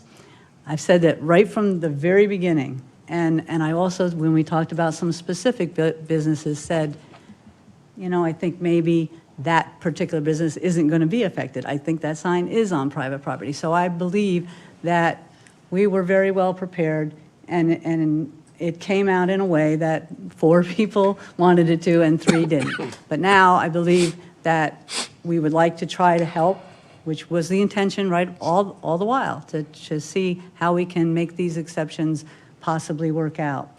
I would like to add that, though, that while we're delaying, there are still safety measures. So they're still not going to be allowed in on sidewalks, and they're not going to be allowed in medians for the visual aspect of it. So that part of it won't be delayed because those are safety issues. And also, it's probably kind of early for that, but political sign law is state law, so we will have to abide by that before and after. And last, A-frame signs, temporary signs, every year have had to be renewed. They went to 2 years a while ago, but they were never something that was by right. No, every year or every 2 years, the council renewed it. So in 2018, it was renewed till 2020. In December of 2020, with everything going on, wanting to be flexible and still, you know, we weren't meeting, we weren't having people here, so not to have a meeting like that when we were on Zoom. So, but literally as of December 31st, 2020, all signs were really not allowed. All temporary signs were not allowed. So I think there's been a lot of give and take on all sides here to try to make this work, to suggest that there's anybody that wants a business to fail. It's just not, doesn't make a lot of sense. So I am happy that we're doing this right now, and I'm happy that we'll be looking at it. Alan? Yeah, I feel compelled to say that I'm more than a little bit annoyed at the continued comments over the last several meetings that we didn't talk to the individual businesses. What in the world did you expect businesses that have signs, what did you expect them to say? The chamber did a survey, I understand that. 500 and something responses. What did you expect them to say? That we want a change in the sign ordinance? I don't think so. We did the best we could, and people had a chance to voice their disapproval. We heard it loud and clear, and now we move forward. Yeah, and I want to add on to that, and I agree, and it's only natural that any industry resists, more regulations or different regulations, or if they have to change something because of some rule. And, there's a lot of situations over the decades where, automakers resisted mandatory airbags for a long, long time, even despite the statistics that they save lives and such. And they turned around and marketed it as a win for their industry. And so, I have full faith and confidence in the business community that they're going to find ways to improve themselves and make changes and better themselves because of what we're trying to do here. And it's not trying to target business or hurt business. It's to help the overall community in terms of its appearance and safety. I know, people aren't out there tripping over A-frame signs and breaking legs, but I think they still remain a major distraction for drivers. And I think it's reasonable to say, look, we need to rein this in a little bit, especially during the winter season. We get a lot of out-of-state people, and we've all been behind them on Swirl Boulevard going, 20 miles an hour or what have you. And proliferation of all kinds of signs just doesn't help that situation. That, to me, is the safety issue when it comes to these. So, I have full faith and confidence that the business community will find ways to rise above whatever they feel right now is a detriment, and everyone's going to come out better because of this, I feel. Yes, I would also like to agree with Alan, Ginny, and Mike, because I think the council acted responsibly. We were required to retake a look at our ordinances. We saw that this particular temporary sign ordinance had expired, and the signs have been illegal this whole year. The town has chose as a courtesy and understanding to support businesses to not enforce that. So the council acted responsibly in, once again, allowing A-frame and temporary signs to be allowed in town. And I think it was very irresponsible to promote a lie that we didn't allow the signs. That's completely untrue. And it created a lot of negative response that was very unnecessary. Thank you. Do we have any speaker cards? We do one from Betsy Lavoie with the Thank you. chamber.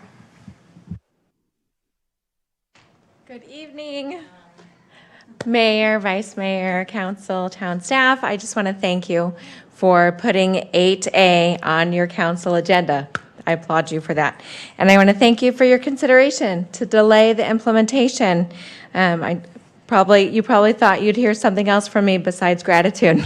And so I just want to thank you for delaying the implementation. I want to thank you for meeting with the Chamber and the Scottsdale Area Association of Realtors so that we can come up with a solution that is business friendly. For us as a Chamber of Commerce, the real estate community is our business community. They're one and the same, as well as the nonprofit community within town, which we often don't talk about, but the temporary signs do affect as well.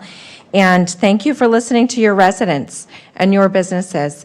And I do just want to share and clarify the reason that people felt a little waylaid by it. Yes, you did have 4 public meetings, but from the P&Z recommendation to the final vote on May 18th, it looked very different. So that is why people felt not represented. And so we just thank you for your partnership. Thank you for your collaboration. We look forward to this summer's hard work so that we can come to a great solution together.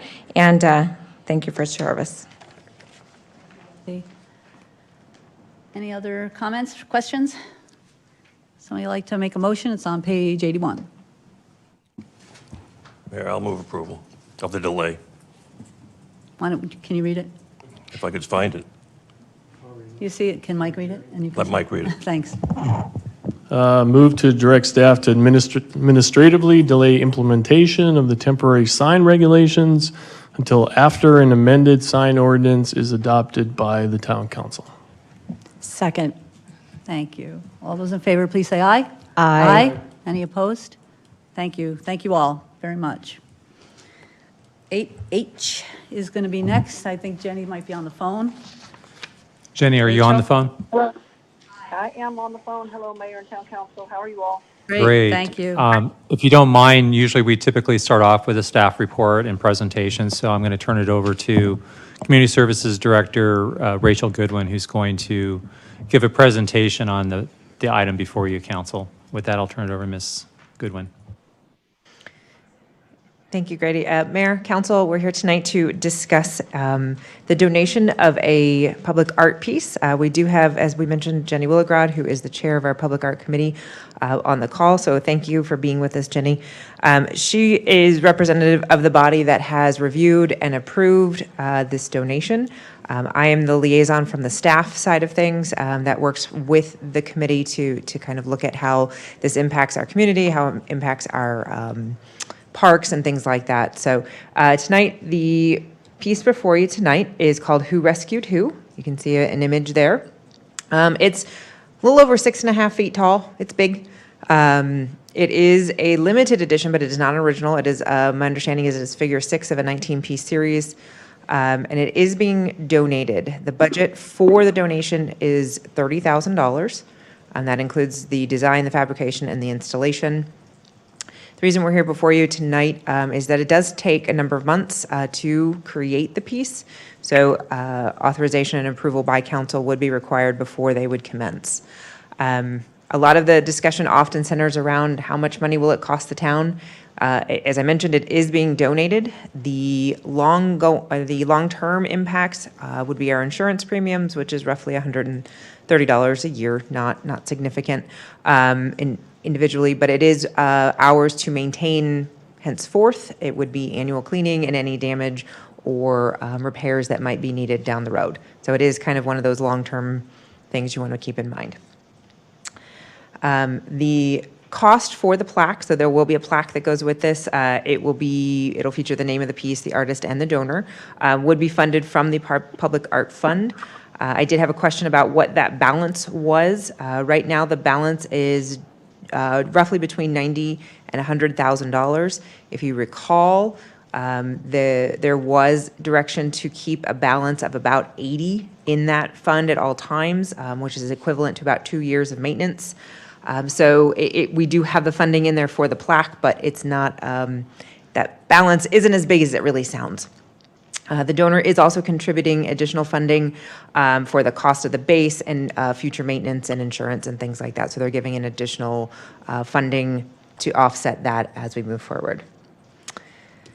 Location, it is proposed for Fountain Park. You can kind of see an overview here. All the way up in the very top, you see that little red kind of speck on the corner. This gives you an idea of where art is currently located in the park and where this one would be. Essentially, it would be near the newer restroom facility. To give you an idea, we have a base kind of eyeballed out there so you can kind of see where it is in relation to the walking path and the adjacent restroom facility. And then this is just another angle to kind of give you an idea.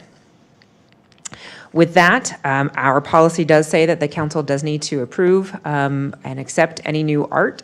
Again, Jenny's on the line. She's been working with the donor, so she can probably answer any direct questions regarding this piece. Thank you. Rachel, anybody have any questions? Jenny, do you want to say anything? Only a small correction is that the donor is going to pay for the plaque as well. Oh. So that will not be coming up. Oh, thank you. Councilman? Do we still have a policy of the council reviewing the wording of plaques? Because we established that as a policy. We have a standard format that we use for art, which usually indicates the name of the piece, the artist, and the donor. Outside of that, we don't generally add any additional language or symbols or otherwise. I think you'll recall we had a major brouhaha a few years Yes. ago. Do you recall that? Council member's got a great memory. In fact, it happened, I think, one of his first years in Yes, service. yes. To your point, council member, and to the rest of the council, we just now have a standard template that we use so that we don't get ourselves into any further trouble. And we also check for misspellings. Yes. And usually we'll give a copy to the donor to make sure that everything is spelled properly that time. Yes, absolutely. Thank you, Madam Mayor. Rachel, do we, or do you, or does this committee have a long-term plan on how many pieces we're going to accept, how many pieces are going to be put around the fountain? I mean, we're bursting at the seams in the around there with art pieces. Don't email me and say I don't like dogs. I like dogs, so don't go there.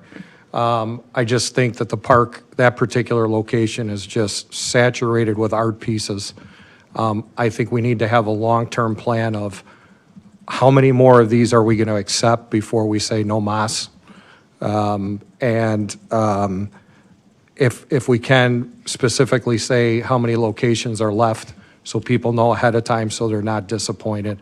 And after reviewing this and everything, I personally think that at the entrance of the dog park, that this would be an absolute perfect location for this, since it's dog-related and it's people who have been affected and helped by their dogs. So if you can just answer some of those questions. Sure, thank you. Those are very insightful. The short answer is that we are having trouble sometimes identifying locations for art. I know Jenny worked directly with Kevin Snipes, our park superintendent, to look at what would be feasible in the park. There's a lot of irrigation out there. We know irrigation is not good for our art. There's a lot of disc golf. There's a lot of other uses in the park. So again, we're trying to be prudent about where we place things and be thoughtful about that. So to answer your question, no, there is no master plan or master vision, but I do think that may be a great project for the committee to look at and see if we can identify that, so that if we say, hey, there's 5 more spots that we've identified that work, then that gives a little bit of an idea of how much more we can accommodate. Other parks really haven't even been considered. The dog park does seem to make an appropriate connection between the dog piece. We have not looked at the dog park as a location of what that would look like, nor have we looked at any other park. Obviously, art has been pretty centered on both the Avenue and Fountain Park up until now, as well as Centennial Circle. But we are at a point where we do have quite a few pieces, and we are having some trouble identifying new locations. If I may, on that topic, Jenny, you and the committee were much more involved in working with the donor on this. And my understanding is that was a condition of donation. It had to go to Fountain Park. Is that not correct? Well, the donors are actually from Scottsdale, and they come over to the park and they walk it frequently. So yes, it was their desire to have the piece in the Fountain Park. Now, according to our protocol, which we've established as a committee and which has been approved by the town council, we were to locate 3 locations in the park, which is what I presented to Mr. Patel. And he and I met up there and chose a location. And then, as Rachel said, it was confirmed a good location by Kevin. I know that there is a lot of art at that particular area, but this piece will be up high next to the bathrooms at an already established site. The concrete has already been poured. It really will be kind of a standalone piece up there next to the facilities. And personally, I am in agreement with moving some art in different locations to maybe have more of a contingency of certain pieces in certain places in the park. That's been discussed by the committee as well. And we are in the process of trying to develop a master plan for future art pieces. That just needs to have a little bit more input, I believe, from the town council perhaps and town staff. So when we do happen to meet with these donors, we don't have to, discuss these locations. We can just present it straight out. This is where you get to go. So I do think that'd be very helpful. Thank you. Councilman? Yeah, frankly, I had the exact same reaction as the vice mayor. Question is, how many is too many? Is it getting saturated? Where are we going to put them, and so on? So I'm happy to hear Jenny's comments of a master plan that would come to the council for discussion, but also determine whether or not there are other parks and places that we can consider. You know, I had the same thought when I saw this. I'm thinking, you know, we're putting a lot of money into Four Peaks Park.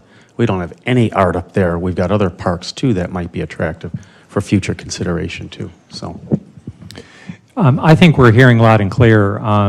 We do actually, the council did adopt a public art plan, right? So I think maybe all we really need to do is, I think we need to add a section to that, because I wouldn't want to recreate the wheel here.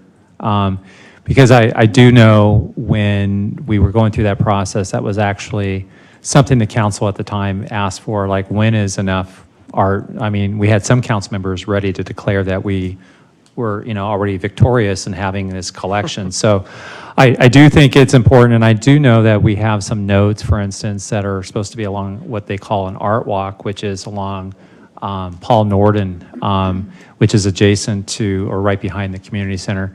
So I think it would be very easy for us, and we could do this, I think, at a staff level and put this almost as an appendix in the back of the current public art plan that the council adopted. But we will do that, and that will be something we'll be bringing to you in the future, because I do think that this is something that has come up from time to time. We also have the other elements, which are the component that's in the public art plan right now calls on commercial and multifamily housing to dedicate either public art with their project, or in lieu of that, the revised fee schedule that the council adopted for public art. So we still have that component. And we have with the Havenly, which is over here, the Keystone development, that's going to be something that I believe in August we'll be bringing to council or September, which Provided they get everything in, we're shooting for August, but September at the latest. they have a present that proposed piece. art project and a location that we'll be bringing back to you, but that is one where they're choosing to use their money rather than donate the money to the town for public art. But this is all very good discussion. It seems like every time we bring one of these projects before, we get some really good direction, and I think we will need to bring back an updated public art plan. So thank you. Yes, thank you. I would concur with everything that's been said. I know Vice Mayor would be thrilled to know I agree with him, you know, and, but, you know, I had thought of the dog park too, but I know just from a, you know, foot traffic standpoint, visibility, there's really no comparison in terms of where this is being proposed. And, you know, I know there's a lot of users at the dog park, but anyway, you know, and the only other thought I had was, I mean, at one time, with the history of this program, there was, you know, it was a active, aggressive campaign to get more of these. And I don't think the committee nor you or your staff is actively promoting this in terms of, oh, we want more, you know. So I think there's a big difference there. And as, you know, potential donors, you know, they might say, hey, well, look, there's all, you know, I want a piece too. So that's how it kind of happens, I'm sure. So, but yeah, a long-term plan obviously would be beneficial. Thank you. Do we have any cards? No? Okay. Anybody want to make the motion? Page 341.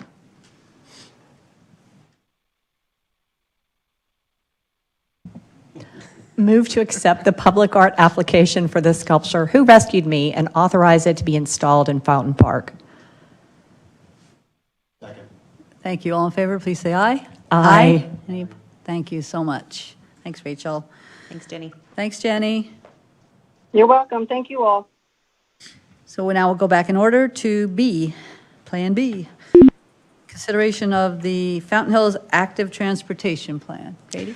Mayor and Council, you recall that we've had a number of meetings on this. I think this is either the third or fourth one, correct, John? Yes. Our Development Services Director will give you a presentation on this. It's very important as we start going after more grants for paying for sidewalk infill through Maricopa Association of Governments, and also bike paths and bike routes, and some other, pedestrian friendly types of modes of transportation.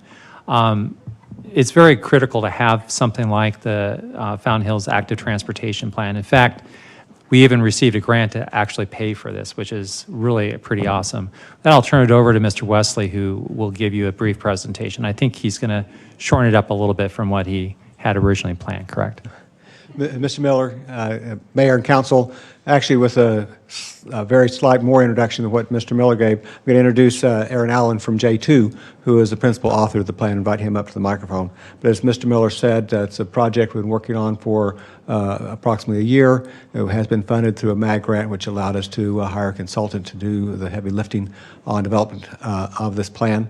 And we've been through the review process with the Community Services Advisory Commission, as well as the Planning and Zoning Commission, to get to this point with a plan we're recommending approval of. So with that, Aaron, if you'd come up, and we do have a brief presentation prepared.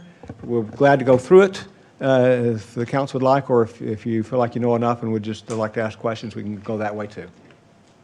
Welcome, thank you. You want to see it, or? Yeah, I think we do. I think they do, yes. You're not gonna offend me, so. Gave you that out, but, All right. Well, good evening, Mayor and Council. Thank you. So, we are at the kind of the final step of the final approval of the ATP. We kind of started the process back in September, and have gone through public meetings, some different public outreach, council, planning and zoning, and things like that. And so, we're in front of you today. And basically the big picture recommendations that have come from this plan are looking at the proposed sidewalks and where they can go and how the town can implement them through future CIP projects over the next 5, 10, 15, 20 years. So here's kind of the north half of the town. The different color codes relate to those different year kind of programming. And then here's kind of the southern half of the town. Again, looking at the bike lanes and bike routes. So again, how they can be implemented and where they should be implemented, existing versus future. Taking a look at basically how, with this town's current kind of wide roadways, how can these things actually be implemented in the future without having to, exceed right-of-way. So here are just some before and after images on potential town collectors, some of the local street conditions. And there, we even did look at opportunities of where, maybe there is still area within the existing town right-of-way where we can implement these, sidewalks and things, but they would have to be done outside of the existing curb lines. Part of the process was we generated cost templates. These cost templates are going to be tools for town staff to be able to, when a specific project comes online, be able to kind of quickly generate some costs, which then help them to be able to apply for grants or to look at implementing capital improvement projects. One of the things that staff wanted us to look at was some specific priority areas and do more detailed cost models, and so we generated those, and that's where the town actually has already received some grant funding or is in the process of getting grant funding, and they needed to update some of those costs. The plan also looked at, potential implementation of different bike facility improvements, such as different striping to really identify and let those conflict areas be known between bicycles and cars. Looked at, potential different improvements to crosswalks, whether they be signalized with a hawk signal or a rectangular rapid flashing beacon, just to make those enhancements at different intersections and crossings. Providing suggestions on how education materials can be located throughout the town at various either libraries, community centers, to be able to just help pedestrians, bicyclists, and automobiles learn how to share the road with each other. And that's kind of the condensed version of the Monarch notes. ATP. Do you have any questions? Anybody? No? Do we have any speaker cards? No, we don't. Well, I want to thank you very much, and John, for all of this work. One thing I noticed was of your 5, the intersections, the crosswalks, education, and these are all things we've been talking about at the Pedestrian Traffic Safety Committee, and those goals are overlapping with these. Just one question, so the templates, you used those when you came up with the estimates for several of those projects that you put at the end? Yes, ma'am. Okay, so thank you.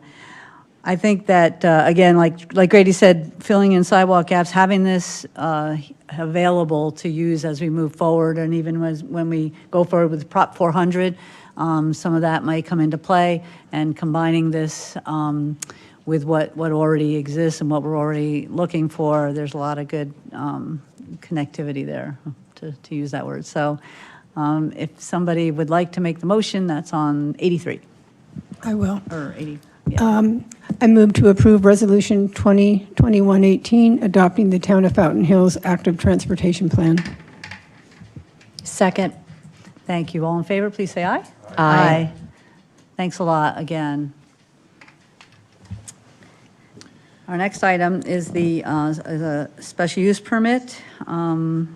Is that John? Yes. Yes, John. Thank you. Mayor and Council, again, I'll try to be brief with this item also.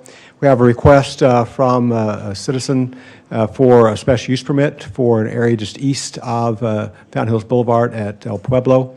There's a shopping center there along El Pueblo. It's got a commercial corner and then a commercial development right along the street. Then right behind is a 2-story building. It's been there for a number of years, hasn't been in use for the last couple of years. The new owner there is proposing to bring his office into the first floor and wants to complete the conversion of the second floor as a residential unit in a commercial district that requires approval of a special use permit. They plan then to live upstairs and operate their business downstairs. This has been through Planning and Zoning Commission for their review. They've recommended approval. There are no external modifications being made to the building or the parking. It's all going to be just some internal tenant improvements. So we see no significant impact on the center or the neighborhood. In fact, we think it'll be a positive for both to have people actually using the building and being more active in that neighborhood. So we do recommend approval. The applicant's here if you have any questions. Thank you, John. Any questions? No? Do we have any speaker cards? How long is the special use permit for? Is there a time on it, or is this once granted, it's granted? Mayor and council assume the only condition is that they get a building permit within 6 months to implement the improvement, but once the improvement's made, it's good internal. Mm-hmm.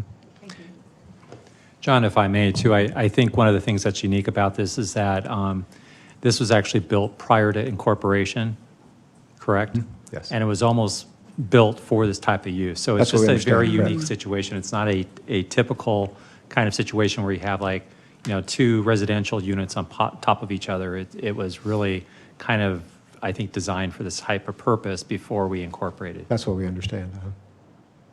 Thank you. Would someone please make a motion? I will, Mayor. Move to approve the special use permit to allow the second floor at 16810 East Pueblo to be used as a dwelling unit. Second. Thank you. All in favor, please say aye. Aye. Thank you so much. Our next item, I had a feeling it was you, Justin. Yes, real quickly, the next 2 items, Justin will be presenting these. They're somewhat interrelated, so I'll let him go ahead and start with item D and then E following that. Thank you. Madam Mayor, council members, the first one is simply the hardware and maintenance of our HVAC system that not only takes care of the town hall, but the community center and the library. This is the chiller and all the components that allow the chiller to operate. This contract will allow us to maintain that until we can secure a more long-term for that. Questions related to that one? Thank you. The next one is the software and the maintenance of that software that allows for the heating and cooling of the town hall campus to remain relevant and usable through smart technology and advancing technology for the next 10 to 15 years. Questions? If I may on this one, so that what's unique about this particular item is our control systems that actually allow us to monitor and to control the heating and ventilation system can be done remotely, but right now, the system is no longer being supported after the end of this month. So this is pretty critical to get this update that will allow us to work with a new control system and firmware, correct, that would allow us to use mobile devices, and it's a web-based system. Absolutely, that is all correct. It allows staff to make adjustments from numerous locations, obviously qualified staff.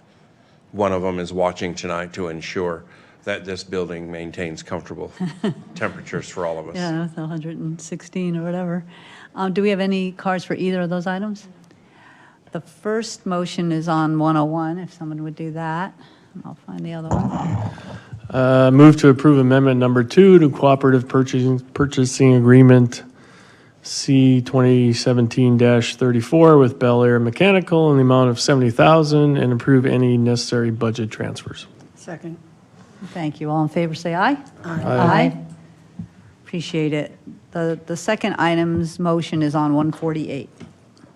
Move to approve amendment number 1 to cooperative purchasing agreement 2018-017 with Urban Energy Solutions LLC in the amount of $50,000. Second. Perfect. Thank you. All in favor, please say aye. Aye. Aye.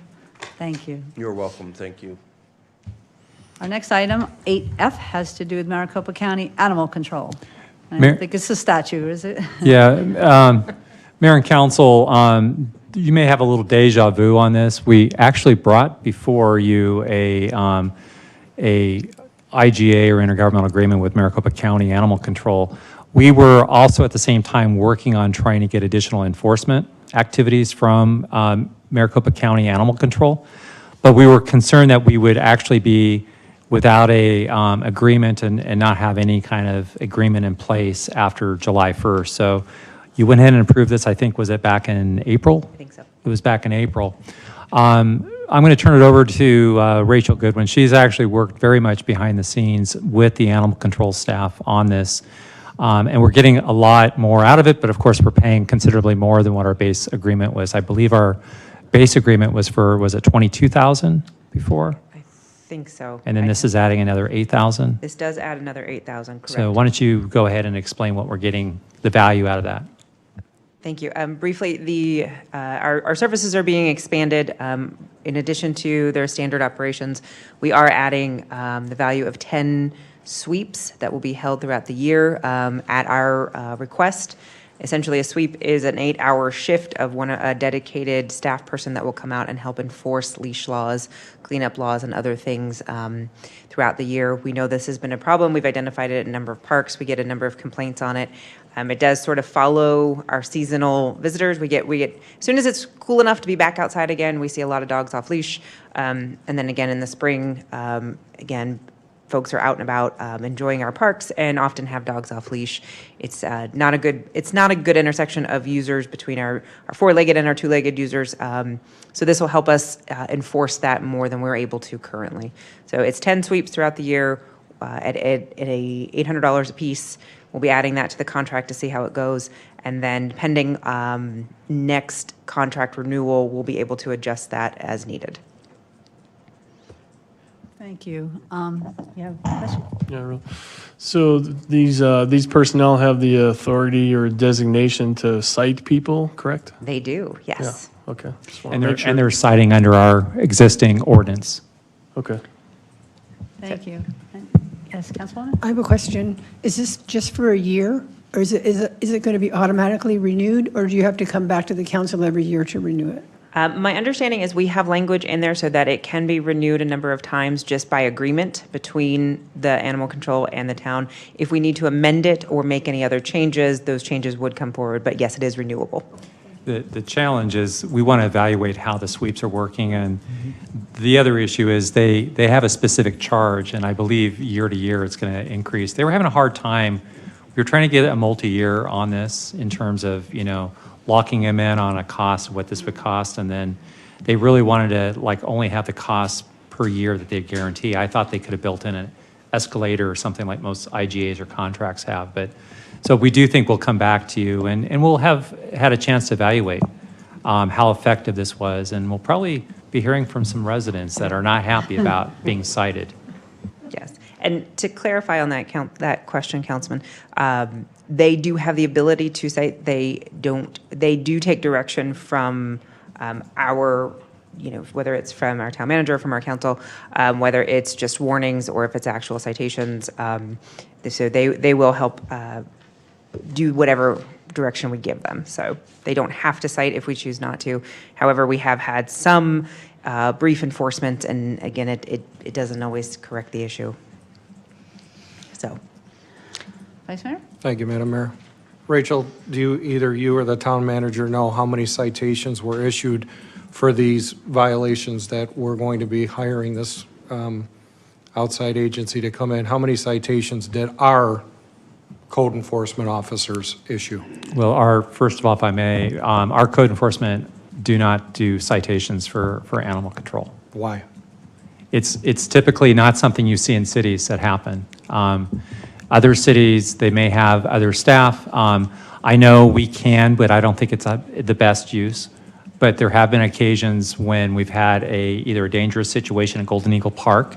I'm going back probably about 4 years ago. We actually were able to get MCSO to go respond to it at the time, but obviously that's not the highest and best use of law enforcement, so we don't want to do that. But back to your point about code enforcement, this is something that you don't typically see. Other cities in the valley here use their code enforcement staff in this way. Well, let's be at the forefront of this, and let's have our town code enforcement officers begin, if they on-view this while they're driving around in town, let's proactively give them the authority to go ahead and do this so that we have these group of people coming in 10 times a year, but to supplement that while they're driving around town doing other things, if they on-view this, to issue that.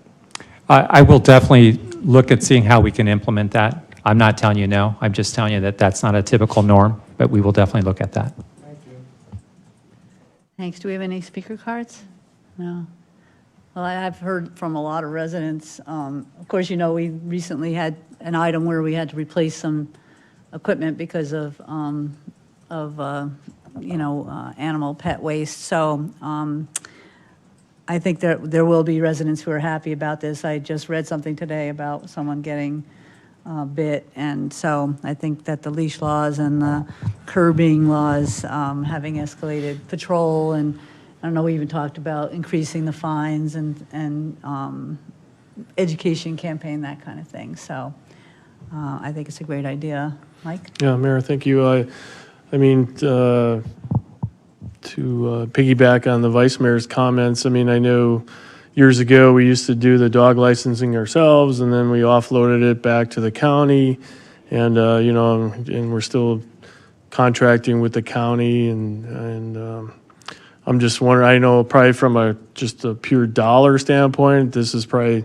the cheapest way to go, but I'm just wondering in terms of local control and enforcement, if maybe for the next retreat or budget cycle, we maybe examine bringing it all back and seeing if if it's viable for us to kind of take it over, just to make sure we're keeping up with, just seems like a lot more violations out there than there used to be. So it's a good point. Something that Ms. Goodwin and myself didn't really bring up, which we talked about prior to this meeting, kind of complicates things a little bit, but the license fees that they are collecting goes towards helping with the sheltering, because there are dogs and animals and pets that get picked up by them when they're here, or they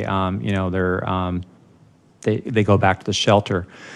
They're going to be starting a new model, and I think what they told us with what we have, our residents that pay their license fees, it helps offset the shelter fees, and we're right now kind of in a net positive value, but there's going to be some communities where the sheltering costs, they're kind of lopsided. And so what you're bringing up is a very good point, but it's one of the things that I don't think, when we made the decision several years ago to bring that in-house, I don't think it was thoroughly thought out, the impact on the town and what we were collecting on the fees, that was really offsetting too much some of the costs that we had. But I do think it's important to look at this, and I think we will go and try to get additional information for the council. I like the idea about the retreat because that's a really good time for this. And we'll have more information because they just broke this with us when we were in the process of negotiating this intergovernmental agreement about their new model for charging for sheltering services. Now, right now, it looks like we're in the clear, but they did say that last year, because of the pandemic, for some reason, was it last year in 2020, it seemed like there was a little bit of a dip in their collections of the registration fees. And they're going to continue to monitor it. But so where we may end up doing okay on one end, we may end up having to pay more on the other end. So that's, just want to let you know, they're looking at changing their whole modeling. It's very similar to how the county jail system works. We pay for MCSO for law enforcement, but we also pay for our portion. We have local people here that are incarcerated. We actually have a daily jail rate that we pay, a per diem rate for that. So, but thanks, and we will definitely do that, and we will be ready in February to have this discussion. Thank you. Anything further? Make a motion, please. I move to adopt Resolution 2021-22. Thank you. All in favor, please say aye. Aye. Thanks. Thanks, Rachel. And then Rachel's going to be up for this next item as well. Okay. I'm honored to be the last staff item at our last council meeting before the break. The last item, Grady, I'm sorry if I'm cutting you off, is regarding a cooperative purchasing agreement for Level 3 audiovisual.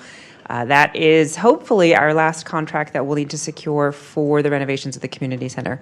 This is the upgrade of the AV, the sound equipment, the speakers and things like that to make them, move them into a little more compatible use with today's technology. If you remember, I shared at our retreat a picture of a double tape deck system. It's pretty dated. It doesn't have today's technology. It doesn't integrate very well, and the speakers aren't great in there. So this contract will help us upgrade those and move towards having some Bluetooth options, some more programmable things to make us a little more current. The contract is with the same folks that did and upgraded the sound and audio visual in the council chambers. So if we're familiar, it will help keep everything in all the systems consistent regarding the two buildings. It has been vetted through our IT department, and they are supportive of the project. What do you think the lifespan on this is going to be? Well, that's a great question. We all know technology moves really fast. The idea is that we're trying to choose something that has some longevity that will get us through. Ideally, it would be at least hopefully 10 years before we're back talking about this again. This is a less invasive process so that if we did ever have to upgrade, it doesn't require the extensive shutdowns like we're having this summer for all of the other components. But it also, we're in a situation where manufacturing is very behind right now. We're looking at 10 to 12 weeks before we can even begin to bring these items in. So that being said, we want to work on it now, and then hopefully the longevity gets us through another 8 to 10 years before we're having this conversation again.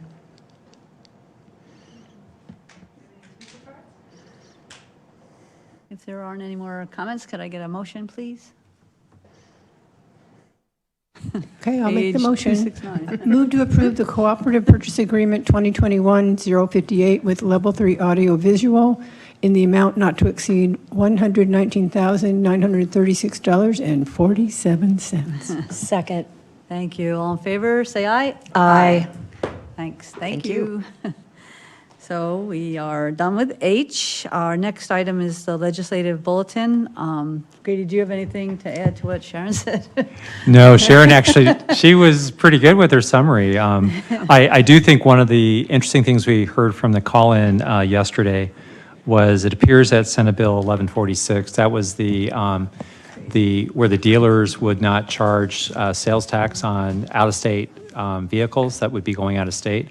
That seems to be dead. It doesn't seem to be going anywhere and will not. So that's a good news for cities and towns that are collecting sales tax on vehicles. Again, I think as Councilmember Grabowski indicated, good news is that it appears the budget is kind of stymied and not moving forward. It does appear that maybe some semblance of the flat tax or tax reduction will be happening, but maybe not at the level. It does seem like all of the voices of, the elected officials and the cities and towns have really helped, because they've had to be back at the negotiation tables several times with the league. They've even upped the amount that the holding harmless cities and towns with the percentage that they get from state shared revenue. It's not a for sure thing or a done deal here, but the good news is that it has nothing's happened yet on it. And Jenny, I think probably, I'm sorry, the mayor probably has something. Did you want to talk about the bills? Okay, yeah, there's some weird process that I think is challengeable, but I won't get into it. It has to do with bills that have previously been vetoed by the governor, and that somehow that those can come back for reconsideration, which I think that constitutionally, I don't think that's allowed, but oh well, I'm not a constitutionalist here, so. Vampire bills. Thank you. So our last item is the information from town manager. I think Mr. Stizza about the crosswalk. I don't know if we want to look at that. We will send an email off. The staff has met with him a few times, and we will be happy to share both his points and the counterpoints. And we don't believe there's a safety issue that's been raised. Thank you. Councilman? Oh, What was that? I don't know. The fire chief's got a call. Time to go. Grady, am I correct that the lighting would not affect dark skies? That's correct. In fact, all of the locations, it's not that unusual. If you look at the crosswalks where we have like the major intersections, we have these lights. They have shields on them, and they are also dark sky compliant. Thank you. So we have the fabulous 4th, on the 4th of July. This is our last meeting until August, and encourage everybody to come out for that. Starts at 7. Thinking about where we were a year ago, it's kind of a miracle where we are today. So we hope everyone has a safe summer, encouraging summer, and I just want to thank you all for everything that you've done, staff and all of you, during this difficult year. And please try to take some time off and have a good summer. And we'll be doing things all the way, but for now, feels like recess. So, Vice Mayor. Thanks, Madam Mayor. Upon our return, if we could have the budget director and the town manager give us an update or a status report on the audit that is currently going on with MCSO. I'd like to find out what's going on with it. We'll be happy to. So motion to adjourn, please. All in favor?